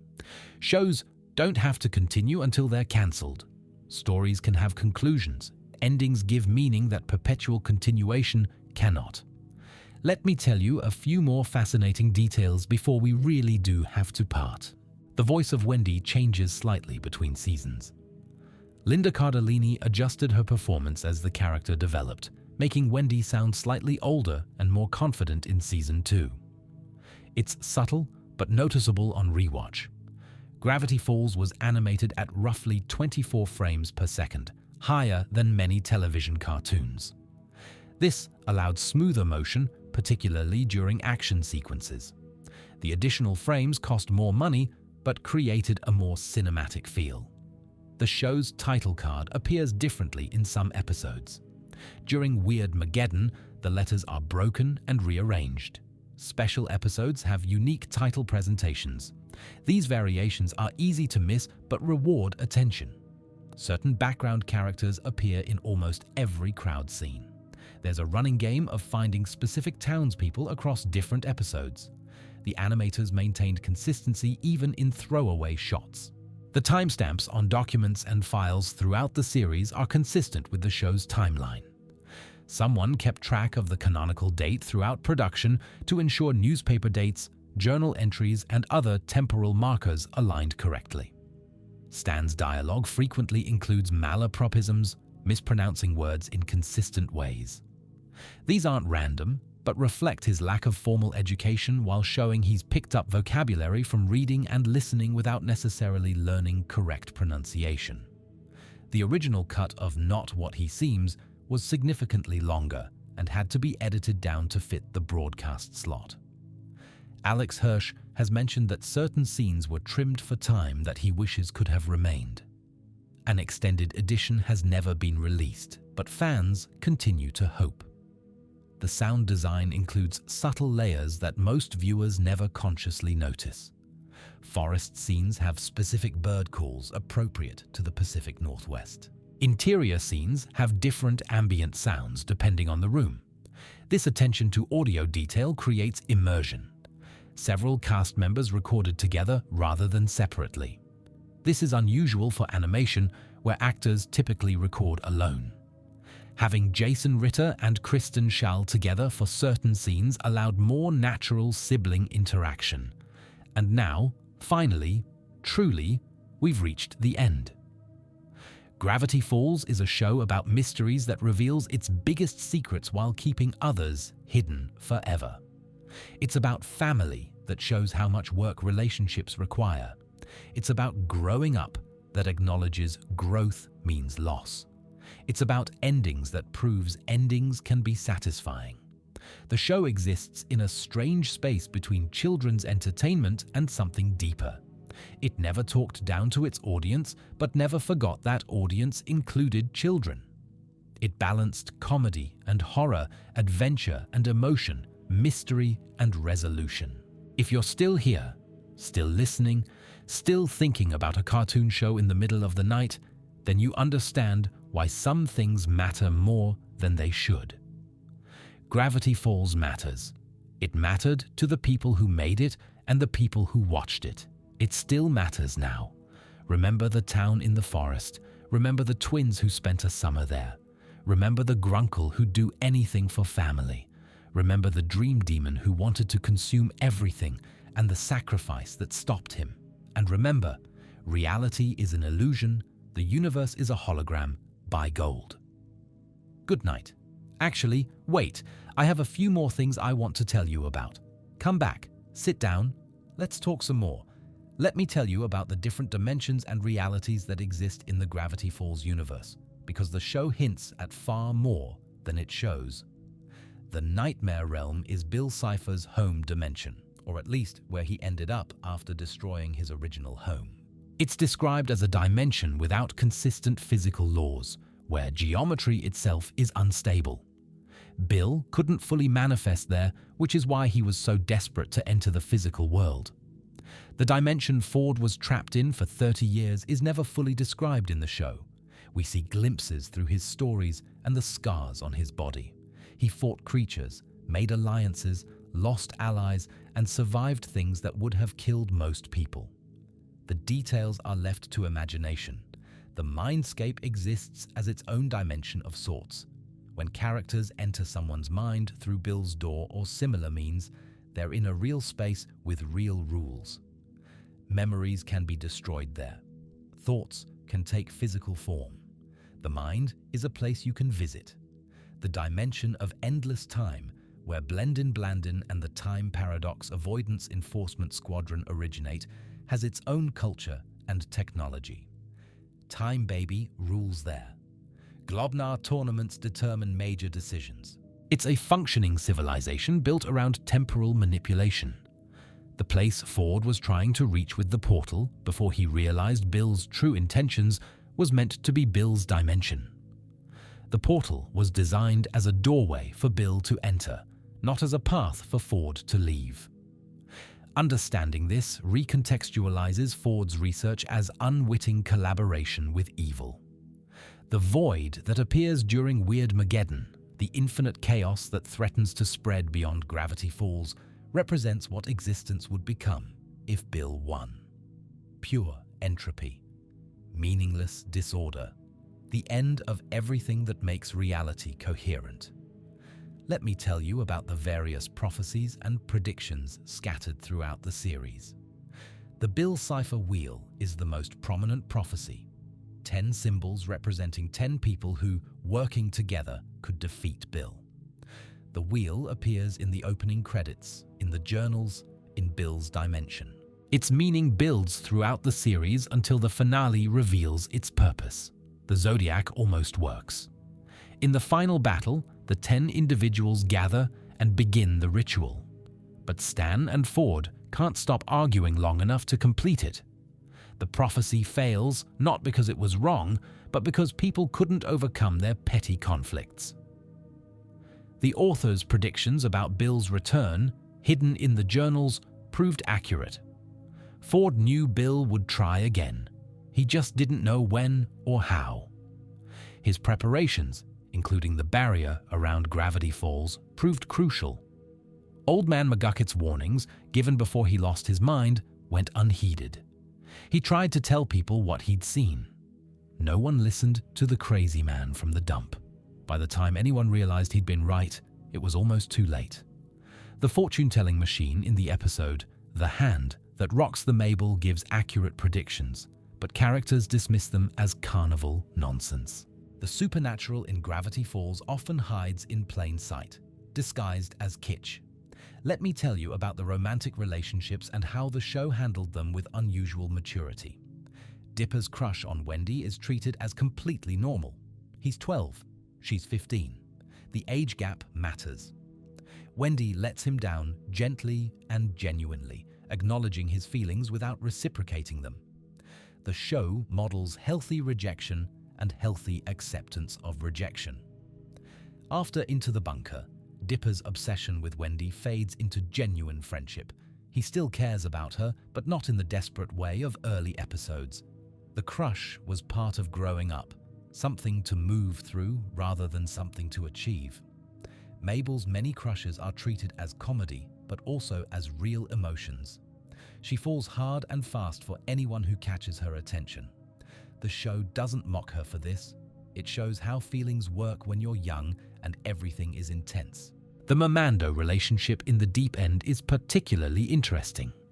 Mabel falls for a merman who has to return to the ocean. They have a genuine connection but can't be together due to circumstances beyond their control. It's bittersweet rather than tragic. Robbie and Wendy's relationship is shown as unhealthy. Robbie is possessive and manipulative. Their breakup in Boys Crazy reveals that Robbie was using a subliminal message hidden in a song to influence Wendy's feelings. It's a dark subplot about consent and manipulation. The Love God episode deals directly with the ethics of magical romance. Using a love potion to create feelings that don't exist naturally is shown as wrong, even when the results seem positive. The episode argues that real love can't be manufactured. Sheriff Blubbs and Deputy Durland's relationship builds slowly across the series. Their affection is played as comedy initially, but the finale confirms it as genuinely romantic. Alex Hirsch had to fight for this representation against Disney censors. Stan and Lazy Susan have a sweet subplot that goes nowhere romantically but shows Stan's capacity for genuine connection. His terrible attempts at flirting are funny, but there's real loneliness underneath them. Let me tell you about the different animation techniques used throughout the series. Standard 2D animation forms the base of the show, but various episodes experiment with different styles. The puppet segments in sock opera required actual puppet construction. The video game segments in various episodes use different visual styles to match their subjects. The Time Traveler's Pig uses visual effects to show temporal distortion. Colors shift, images blur. The animation itself communicates the strangeness of time travel. Dreamscaperers and subsequent Mindscape episodes use surreal imagery that breaks normal animation rules. Objects transform. Physics don't apply. The freedom of the dream space allows visual creativity that regular episodes can't achieve. Weirdmageddon's animation becomes increasingly unstable as Bill's influence grows. The normally consistent style warps and stretches. It's subtle but effective at communicating reality's breakdown. The opening credits were animated with particular care. Every frame had to hold up to repeated viewing because fans would pause and examine them for clues. The quality is consistently higher than typical television animation. Let me tell you about the sound design and voice direction, because these elements are crucial to the show's success. Alex Hirsch directed most voice sessions personally. He had specific ideas about how characters should sound and coached actors toward those performances. His involvement ensured consistency across episodes. The sound effects library for Gravity Falls was largely custom. Standard cartoon sounds were avoided in favor of effects that felt specific to this world. The result is an audio landscape that sounds like Gravity Falls rather than generic animation. Bill Cipher's voice processing adds subtle effects that make him sound wrong without being obvious about it. There's a slight reverb, a hint of distortion. These effects are almost subliminal but contribute to his unsettling presence. The forest sounds in outdoor scenes were carefully chosen. Specific bird calls, specific insect sounds, specific wind patterns. The forest sounds like the Pacific Northwest because someone researched what the Pacific Northwest sounds like. Emotional scenes are often underscored with silence. The music pulls back, the sound effects diminish, and the voice performance carries the moment alone. This technique makes emotional beats hit harder by clearing away distraction. Let me tell you about the merchandise and how it extended the Gravity Falls experience. The journals were the most significant merchandise. Journal 3's publication allowed fans to own an artifact from the show's world. The special edition with invisible ink took this further, creating an interactive experience. Clothing featuring Mabel's sweater designs became popular. Fans could own and wear the same sweaters Mabel wore in specific episodes. The show's costume design became real-world fashion. The Mystery Shack gift shop products seen in the show were partially recreated as actual merchandise. Fans could buy joke items that appeared in background shots, owning pieces of the fiction. Funko Pops, vinyl figures, and other collectibles depicted characters in various poses and outfits. The collector market for Gravity Falls merchandise remains active years after the show ended. The music box from the Cipher hunt was recreated for commercial sale. Fans who couldn't find the original treasure could still own a box that plays the theme song. Fan-created merchandise also thrived. Etsy and similar platforms feature handmade Gravity Falls items. The show's distinctive aesthetic translates well to crafts and custom goods. Let me tell you about international reception because Gravity Falls found audiences worldwide. The show was dubbed into numerous languages, each with its own voice cast. Translation of the wordplay and cultural references required creative adaptation. The cryptograms posed particular challenges for non-English versions. Different countries received different edits. Violence, references to death, and other content considered inappropriate for local audiences were sometimes removed. This means different markets experienced slightly different versions of the show. The show developed passionate fan bases in Russia, Japan, Latin America, and throughout Europe. International fan communities connected online, sharing theories and content across language barriers. The Cipher Hunt's international clues recognized this global audience. Placing clues in Russia and Japan acknowledged that Gravity Falls belonged to the world, not just America. Let me tell you about the production challenges and how they were overcome. The show's complexity made it difficult to produce on a television schedule. Episodes took longer than typical animated shows because of the attention to detail required. Disney had to accommodate this unusual production pace.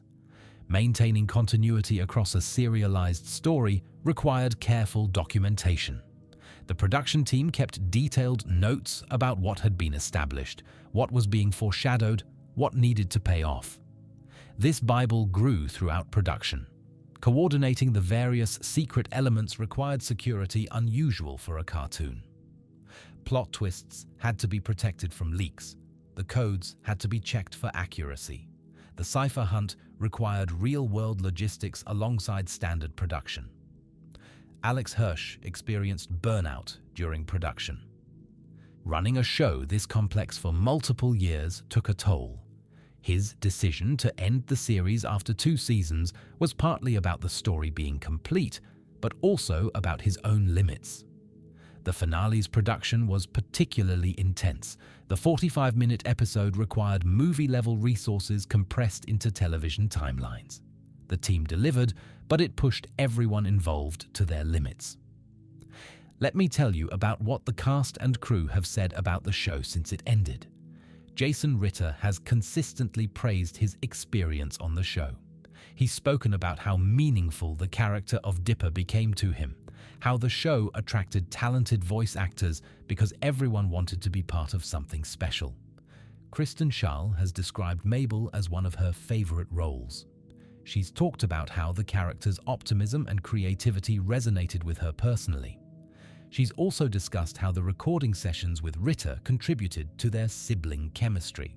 Alex Hirsch has been thoughtful about what made Gravity Falls work. He's discussed the importance of respecting young audiences, of not talking down to them, of trusting them to handle complex emotions and ideas. J.K. Simmons has mentioned Ford Pines as a highlight of his voice acting career. Despite his extensive filmography, the role in this children's cartoon clearly mattered to him. The crew members who worked on Gravity Falls have largely gone on to other notable projects.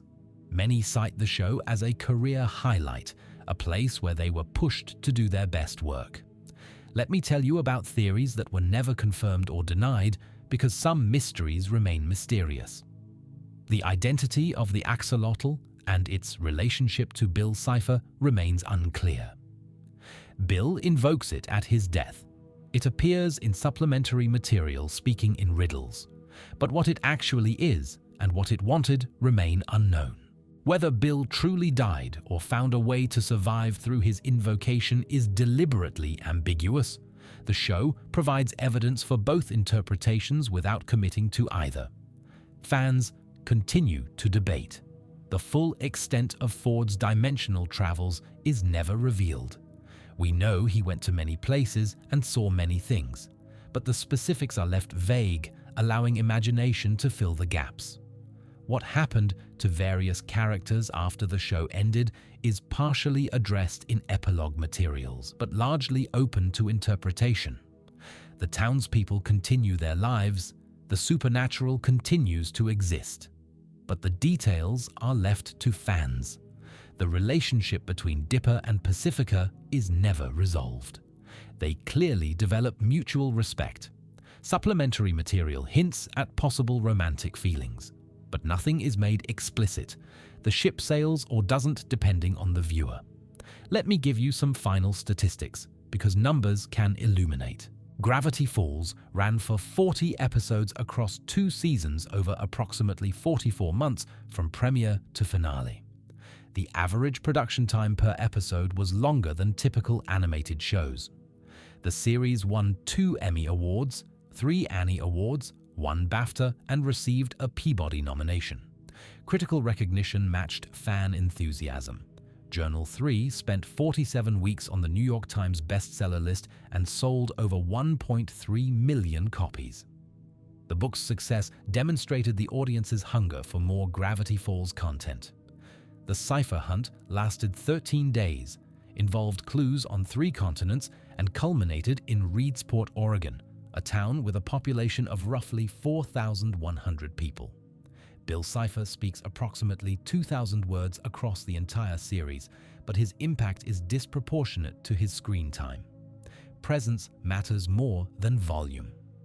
The show contains an estimated 40-plus cryptograms in the end credits alone, plus countless additional codes hidden throughout episodes, promotional materials, and supplementary books. And now, truly finally, we've said everything that needs to be said. Gravity Falls was a television show about twins who spent a summer with their great-uncle in a weird town in Oregon. It was also about family, about trust, about growing up, about facing fears, about accepting endings. It was funny and scary and sad and triumphant. It ended because endings give meaning. A summer that lasts forever would lose what makes it special. A show that continues past its story would diminish what came before. Gravity Falls ended because Alex Hirsch understood that endings are not failures, but completions. The show lives on in reruns, in streaming, in the community that still discusses it, in the influence it had on subsequent animation. It lives on in the Bill Cipher statue at Confusion Hill. It lives on in the Journal 3 books on shelves around the world. It lives on in the memories of everyone who watched it. So close your eyes if you haven't already. Let the screen dim. Think about pine trees and shooting stars and triangular dream demons. Think about secrets hidden in plain sight. Think about family that extends beyond blood. Gravity Falls is over, but it was never really about the destination. It was about the mystery. And mysteries, even solved ones, never quite leave us.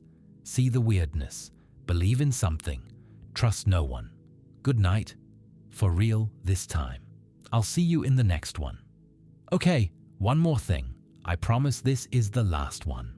But there are still a few details I haven't shared, and if you're still awake, you deserve to hear them. Let me tell you about the alternate universe versions of Gravity Falls that almost existed. The original pitch for the show was darker. Early concepts had more horror elements, more genuine danger, less comedy balance. Disney pushed for something that could work on their family-friendly channel, and the show became better for the compromise. An alternate timeline exists where David Lynch actually voiced Bill Cipher. Alex Hirsch has imagined what that version of the show would sound like.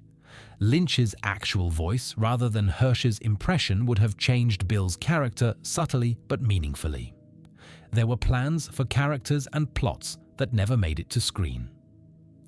Alex Hirsch has mentioned ideas that didn't fit, story threads that would have taken too long, jokes that didn't work. The Gravity Falls we have is a curated version of a larger imagined world.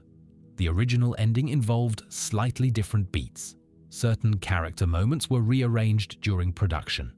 The finale we have is the result of iteration rather than a single vision executed perfectly.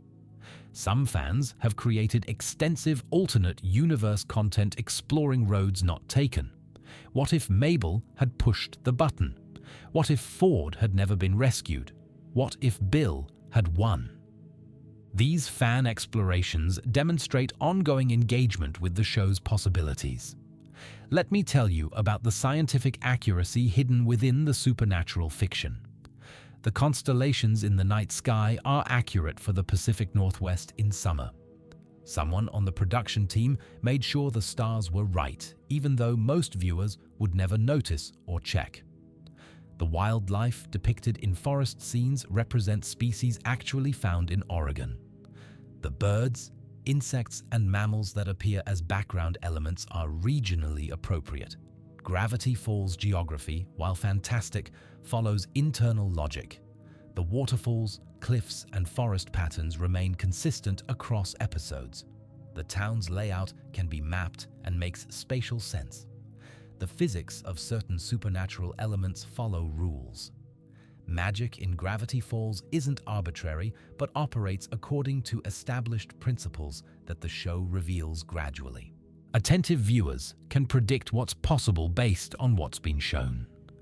Ford's scientific equipment, while fictional, is designed with thought. The portal's components suggest actual engineering principles extrapolated into impossibility. Someone with physics knowledge worked on making the fake science feel real. Let me tell you about the specific musical cues that recur throughout the series. The main theme appears in multiple variations. A melancholy piano version plays during sad scenes. A triumphant orchestral version plays during victories. A twisted carnival version plays when Bill is present. The theme carries emotional information through its arrangement. Each major character has associated musical motifs. Stan's theme suggests his rough exterior and hidden heart. Ford's theme suggests adventure and danger. Bill's theme suggests chaos pretending to be fun. These motifs blend and contrast throughout the score. The diegetic music, songs that exist within the show's world, includes memorable original compositions. Disco Girl, the song that plays on repeat in Mabel's room, is a full production, even though only snippets appear on screen. The horror music draws from classic film score techniques. Dissonance, unexpected instruments, and silence create tension. Brad Breek studied horror soundtracks to create appropriate atmosphere. The emotional climaxes are often scored with restraint. Rather than overwhelming music, The most powerful moments use quiet, simple melodies that allow the visuals and performances to carry the weight. Let me tell you about the physical comedy and how it's animated. Slapstick in Gravity Falls follows classic animation principles but with modern execution. Characters squash and stretch, impacts have weight, the timing draws from decades of cartoon tradition. Stan's physical comedy often involves his age. He moves like an older person except when adrenaline kicks in. The contrast between his usual slowness and occasional bursts of energy is part of the joke.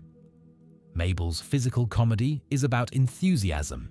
She throws herself into situations bodily. Her sweaters billow, her hair bounces. Everything about her animation suggests energy. Dipper's physical comedy comes from awkwardness. He bumps into things. He trips at crucial moments. His body betrays him when he most needs it to cooperate. Bill Cipher's movement is deliberately wrong. His limbs bend at angles they shouldn't. His eye moves independently from his body. Animation principles are violated to create wrongness. Let me tell you about the background art and how much story it tells. Every room in the Mystery Shack has been designed with thought about who uses it and how. Stan's room has boxing memorabilia and hidden money. Ford's study has interdimensional artifacts. The twins' attic room accumulates keepsakes throughout the summer. The town of Gravity Falls changes subtly across episodes. Damage from supernatural events sometimes persists. Seasonal decorations appear for holiday episodes. The town feels lived in because it's treated as a real place. Background characters have consistent designs that appear across episodes. The same faces show up at community events, in crowd scenes, at the diner. These recurring extras create population continuity. Signs and posters in the background often contain jokes or hints. The Mystery Shack's gift shop signage includes readable text that rewards pausing. Bulletin boards display notices that reference past or future events. Graffiti in certain scenes includes hidden messages. Walls, rocks, and other surfaces sometimes bear markings that reveal additional codes or jokes. Someone decorated the world with secrets. Let me tell you about the pacing and structure of episodes. Most episodes follow a 3-act structure compressed into 22 minutes. Setup, confrontation, resolution, each gets appropriate time. The compression creates tight, efficient storytelling. Cold opens before the theme song establish tone for each episode. These pre-credit sequences often include jokes or foreshadowing that pay off later. The show hooks viewers before asking them to sit through credits. Act breaks are placed at moments of maximum tension or surprise. Commercial breaks, when the show aired traditionally, came at points designed to make viewers return. The structure serves the viewing experience. Subplots interweave with main plots efficiently. B stories get enough attention to matter without overwhelming the A story. The balance creates episodes that feel full without being cluttered. Episode endings often include both resolution and continuation. The immediate problem is solved, but larger mysteries remain. This structure rewards both casual viewers and dedicated followers. Let me tell you about the villain psychology and how the show developed its antagonists. Gideon Gleeful is a child villain whose evil stems from terrible parenting and unchecked ego. His father enables him. His mother is absent or passive. He's learned that manipulation gets results. The show treats him as someone who could have been different with different circumstances. Bill Cipher is cosmic evil, but even he has psychology. His destruction of his home dimension, his isolation in the nightmare realm, his desperate need for physical form, all create a character whose villainy has roots in trauma. He's not excused, but he is explained. The Northwest family represents systemic evil, harm done through institutions and inheritance rather than personal malice. Preston Northwest is genuinely cruel, but his cruelty exists within structures that would perpetuate even without him. even minor antagonists have motivation. The gnomes want a queen because their society requires one. The Manitors want Dipper to prove himself because their culture demands displays of strength. Villains believe in what they're doing. The show's best villains have moments of humanity. Gideon's genuine loneliness, Bill's moments of honesty about his existence, even Preston's brief flicker of something like love for his daughter. These moments make the villains more frightening because they're more real. Let me tell you about fan theories that turned out to be correct. The Stan twin theory was one of the first major theories and one of the most correct.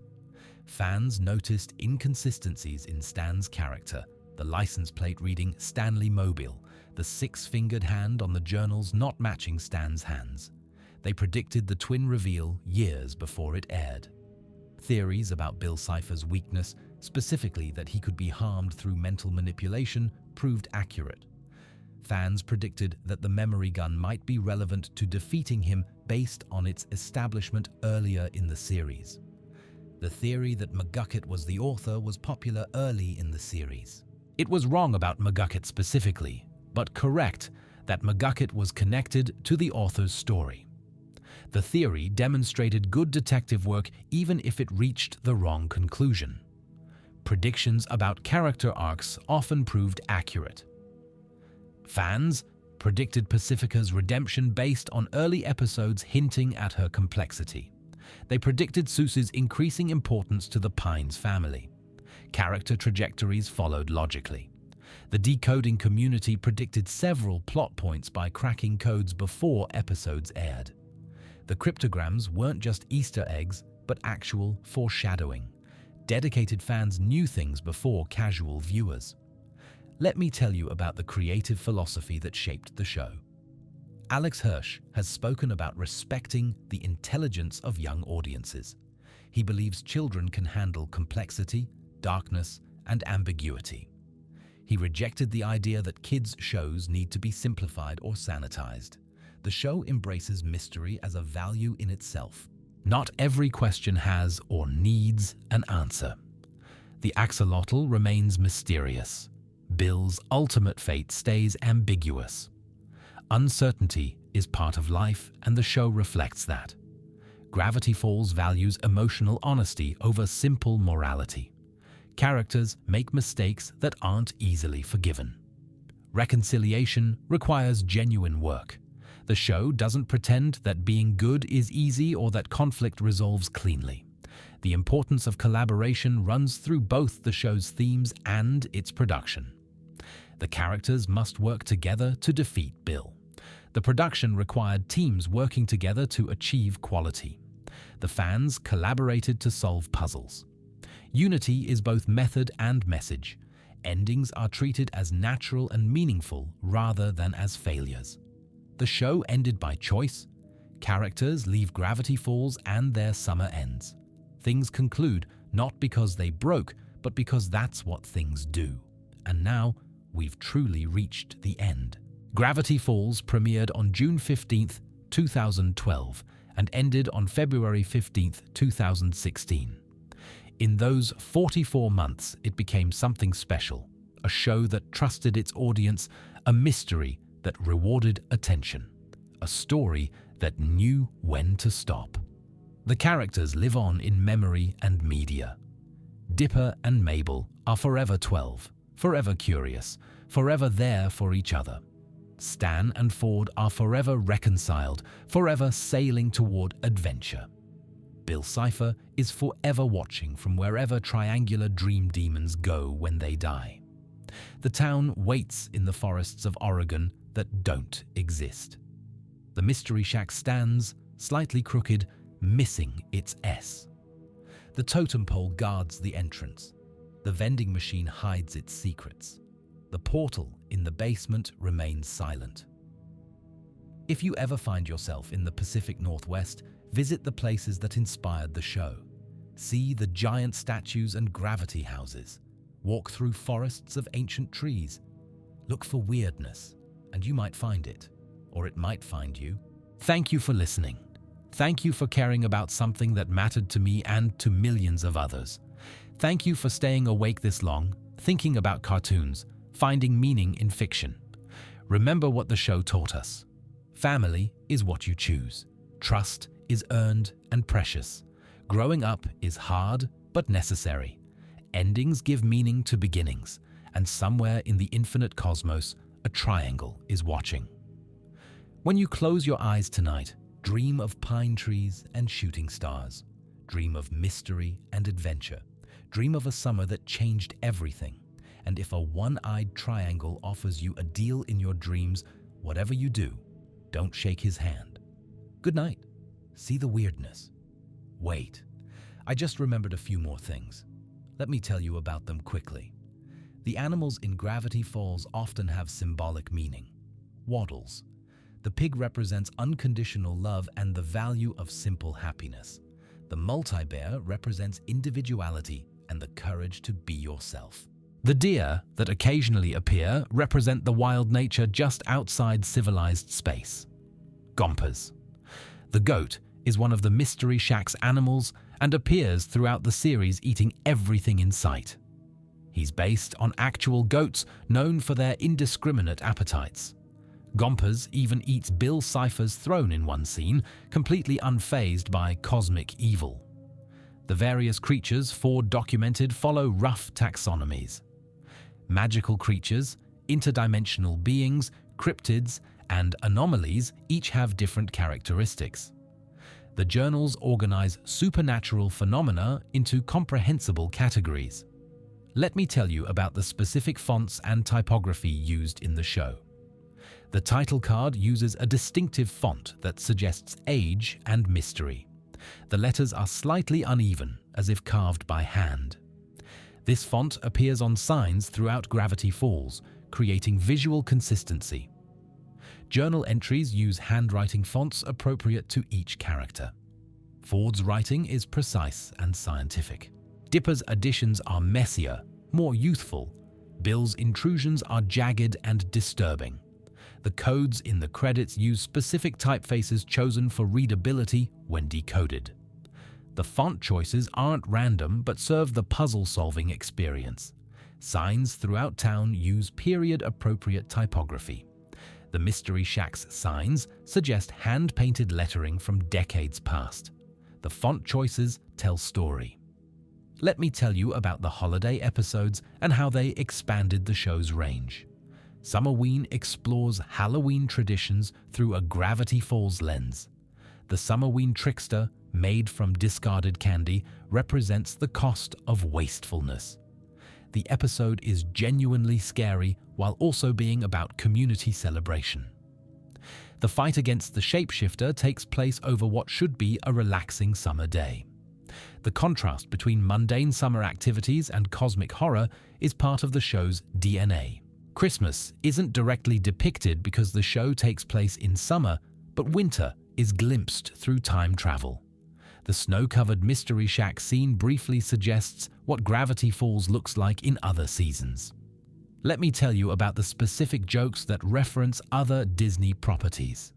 The Ducktective character parodies Disney's history of detective animals while also telling a compelling mystery story within the show. Ducktective solves crimes using quacks that somehow communicate meaning. The show within a show became a fan favorite. References to Disneyland appear subtly. The park's attractions, particularly the Haunted Mansion, seem to have influenced certain episodes. The relationship between Disney Corporate and Gravity Falls was complicated but occasionally productive. Other Disney animated shows are referenced through background details and dialogue. Easter eggs connect Gravity Falls to the larger Disney animated universe without requiring knowledge to enjoy the show. Let me tell you about specific production numbers that illuminate the show's scope. Each episode of Gravity Falls required approximately 9 months from script to screen. This extended timeline allowed the detail work that made the show special, but also limited how many episodes could be produced per year. The show employed over 100 people during peak production. Writers, storyboard artists, animators, background painters, voice actors, sound designers, composers, editors, all contributed to the final product. Over 20,000 background elements were created for the series. Trees, rocks, buildings, furniture, every element of the visual world had to be designed and approved. The show generated over 50 hours of recorded dialogue, of which only a fraction appeared in finished episodes. Multiple takes, improvised lines, and cut scenes remain in the production archives. Let me tell you about the specific episodes that Alex Hirsch has identified as personal favorites, not what he seems consistently ranks as the episode Alex is most proud of. The combination of mystery payoff, emotional stakes, and production quality represents the show at its peak. The Tale of Two Stands is cited as the most challenging episode to write. Conveying 30 years of backstory in 22 minutes while maintaining emotional impact required extensive revision. Northwest Mansion Mystery is mentioned as a favorite for its horror elements and Pacifica's development. The episode pushed boundaries in ways that satisfied Alex creatively. The finale represents both accomplishment and exhaustion. Alex has spoken about how draining the production was and how satisfying the result felt. Let me tell you about what the voice actors brought to their roles that wasn't in scripts. Jason Ritter improvised several of Dipper's anxious verbal tics. His performance brought naturalism to a character who could have felt stilted on the page. Kristen Schaal's Mabel voice wasn't exactly as scripted. She found a register and energy that became definitive. The character sounds like Kristen Schaal because Kristen Schaal found who Mabel really was.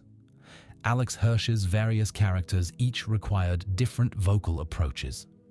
Maintaining distinct voices for Stan, Seuss, McGucket, and Bill across recording sessions was technically challenging. The chemistry between actors came through even when they recorded separately. The editing team worked to create the illusion of natural conversation from isolated recording sessions. Let me tell you about the international voice casts who brought Gravity Falls to other languages. Each dubbed version required voice actors who could match the original performance's energy. Comedy timing had to be preserved across translation. Some jokes required complete reimagining to work in other languages. The German, Spanish, French, and Japanese dubs all received particular attention. These large markets required quality that could stand alongside the English original. The cryptograms posed unique challenges for translation. Some markets created new codes appropriate to their alphabets. Others kept the English codes with explanations. Fan communities in each language developed their own decoding resources. International fans collaborated despite language barriers to solve puzzles together. Let me tell you about fan-created content that achieved particular recognition. Fan animations have recreated scenes from the show and imagined new ones. Some achieve nearly professional quality. The community's artistic skill demonstrates the show's inspirational power. Fan fiction exploring alternate scenarios, character relationships, and post-series events numbers in the tens of thousands of works. Some stories rival the show's length. Fan musicians have created original songs inspired by the show. The theme song has been arranged countless times. New compositions capture the show's spirit. Fan theorists continue analyzing the show years after its conclusion. New interpretations of familiar scenes still emerge. The mystery continues even when the show is over. Let me tell you about how the show handled its own mythology. Gravity Falls established rules for its universe and largely followed them. Magic has costs. Time travel has consequences. Deals with demons require payment. The internal consistency creates trust with the audience. When rules were broken, it mattered. Bill's ability to enter the physical world during Weirdmageddon violated established limitations. That violation is the apocalyptic threat. The show avoided power creep, the tendency for stakes to escalate until nothing matters. By keeping most episodes relatively small scale, the genuinely large events felt appropriately huge. Mysteries were planted with their solutions in mind. The cryptograms weren't improvised, but designed from the start. Foreshadowing only works if you know what you're foreshadowing. And now, truly, finally, completely, we've reached the actual end. 30,000 words about a cartoon. Hundreds of facts, details, connections, and observations. A comprehensive overview of one of the most detailed animated series ever created. If you're still here, you're either deeply invested in Gravity Falls or you've been asleep for the last several hours, and this has been background noise for your dreams. Either way, thank you. The show matters because it respected its audience. It trusted viewers to solve puzzles, handle emotions, and accept complexity. It believed that children's entertainment could also be great entertainment. The show matters because it told a complete story. Beginning, middle, end. Setup, escalation, resolution. It didn't outstay its welcome or continue past its natural conclusion. The show matters because it created community. Fans who decoded together, theorized together, hunted together. The Cipher hunt brought strangers from around the world together in pursuit of a statue in Oregon. The show matters because it's still here. Streaming services carry it, books expand it, fans discuss it, new viewers discover it. Gravity Falls lives on. So good night, dream well, and if you see a shooting star, make a wish. Just don't wish on a triangle. One more thing. The show's title, Gravity Falls, has multiple meanings that become clearer as you watch. On the surface, it's just the name of the town, probably referencing a waterfall or the feeling of falling. But gravity also represents the weight of secrets, the pull of family, the force that brings scattered people together. And falls can mean autumn, a time of endings, or it can mean failures, the mistakes characters make. The title is poetry disguised as geography. Remember this. Every detail was chosen. Every name means something. Every background contains secrets. The show rewarded attention because attention was built into its foundation. Gravity Falls is over, but what it represents continues. The idea that children deserve intelligent entertainment. The idea that mysteries can span entire series. The idea that endings are not failures, but completions. The idea that family, chosen and given, matters more than anything. Sleep now. You've earned it. And when you wake up, maybe watch an episode. See what you notice this time. Reality is an illusion. The universe is a hologram. Buy gold. Bye. Good night.